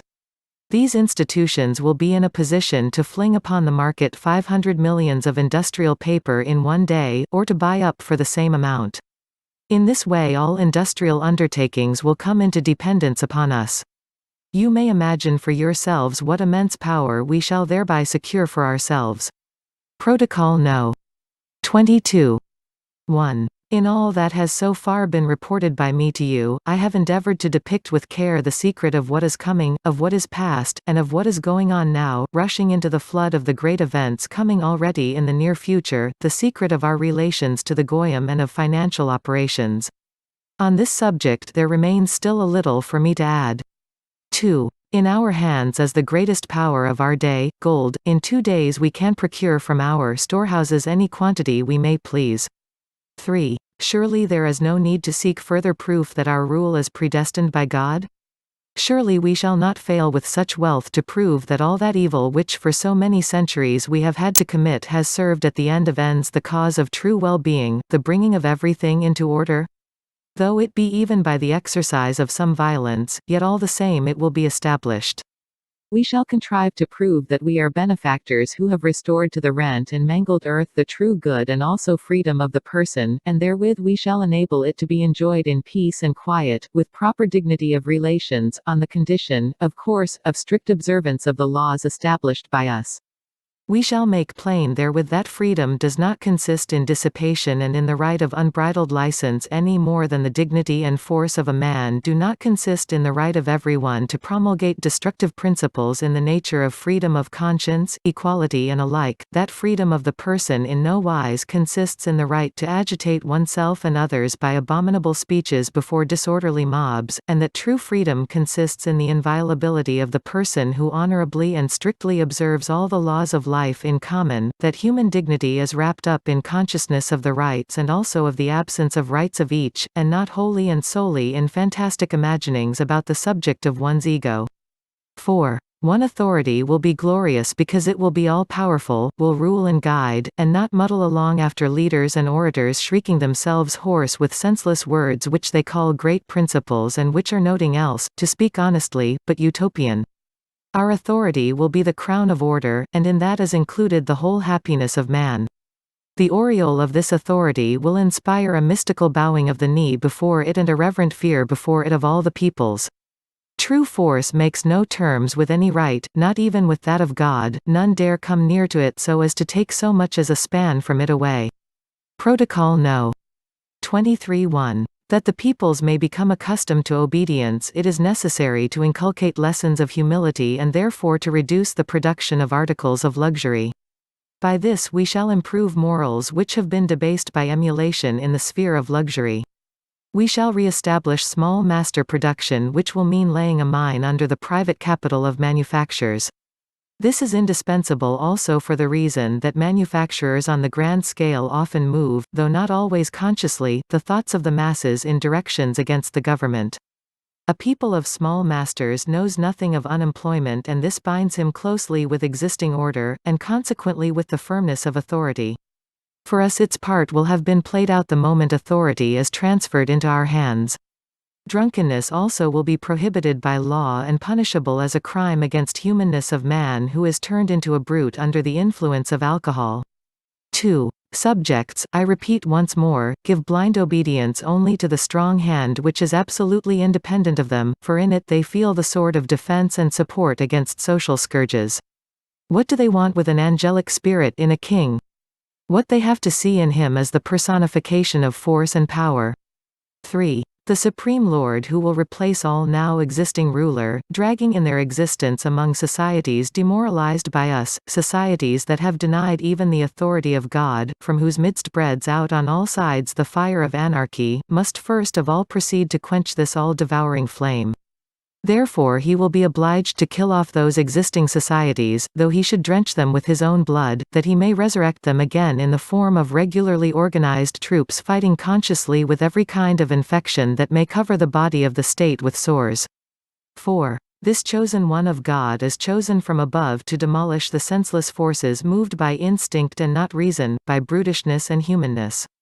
These forces now triumph in manifestations of robbery and every kind of violence under the mask of principles of freedom and every kind of violence under the mask of principles of freedom and rights. They have overthrown all forms of social order to erect on the ruins of the throne of the King of the Jews, but their part will be played out the moment he enters into his kingdom. Then it will be necessary to sweep them away from his path, on which must be left no knot, no splinter. 5. Then will it be possible for us to say to the peoples of the world, give thanks to God and bow the knee before him who bears on his front the seal of the predestination of man, to which God himself has led his star that none other but him might free us from all the before-mentioned forces and evils. Protocol No. 24. 1. I pass now to the method of confirming the dynastic roots of King David to the last strata of the earth. 2. This confirmation will first and foremost be included in that which to this day has wrested the force of conservatism by our learned elders of the conduct of the affairs of the world, in the directing of the education of thought of all humanity. 3. Certain members of the seed of David will prepare the kings and their heirs, selecting not by right of heritage but by eminent capacities, inducting them into the most secret mysteries of the political, into schemes of government, but providing always that none may come to knowledge of the secrets. The object of this mode of action is that all may know that government cannot be entrusted to those who have not been inducted into the secret places of its art. 4. To these persons only will be taught the practical application of the aforenamed plans by comparison of the experiences of many centuries, all the observations on the politico-economic moves and social sciences, in a word, all the spirit of laws which have been unshakably established by nature herself for the regulation of the relations of humanity. 5. Direct heirs will often be set aside from ascending the throne if in their time of training they exhibit frivolity, softness and other qualities that are the ruin of authority, which render them incapable of governing and in themselves dangerous for kingly office. 6. Only those who are unconditionally capable for firm, even if it be to cruelty, direct rule will receive the reins of rule from our learned elders. 7. In case of falling sick with weakness of will or other form of incapacity, kings must by law hand over the reins of rule to new and capable hands. 8. The king's plan of action for the current moment, and all the more so for the future, will be unknown, even to those who are called his closest counselors. King of the Jews. 9. Only the king and the three who stood sponsor for him will know what is coming. 10. In the person of the king who with unbending will is master of himself and of humanity, all will discern as it were fate with its mysterious ways.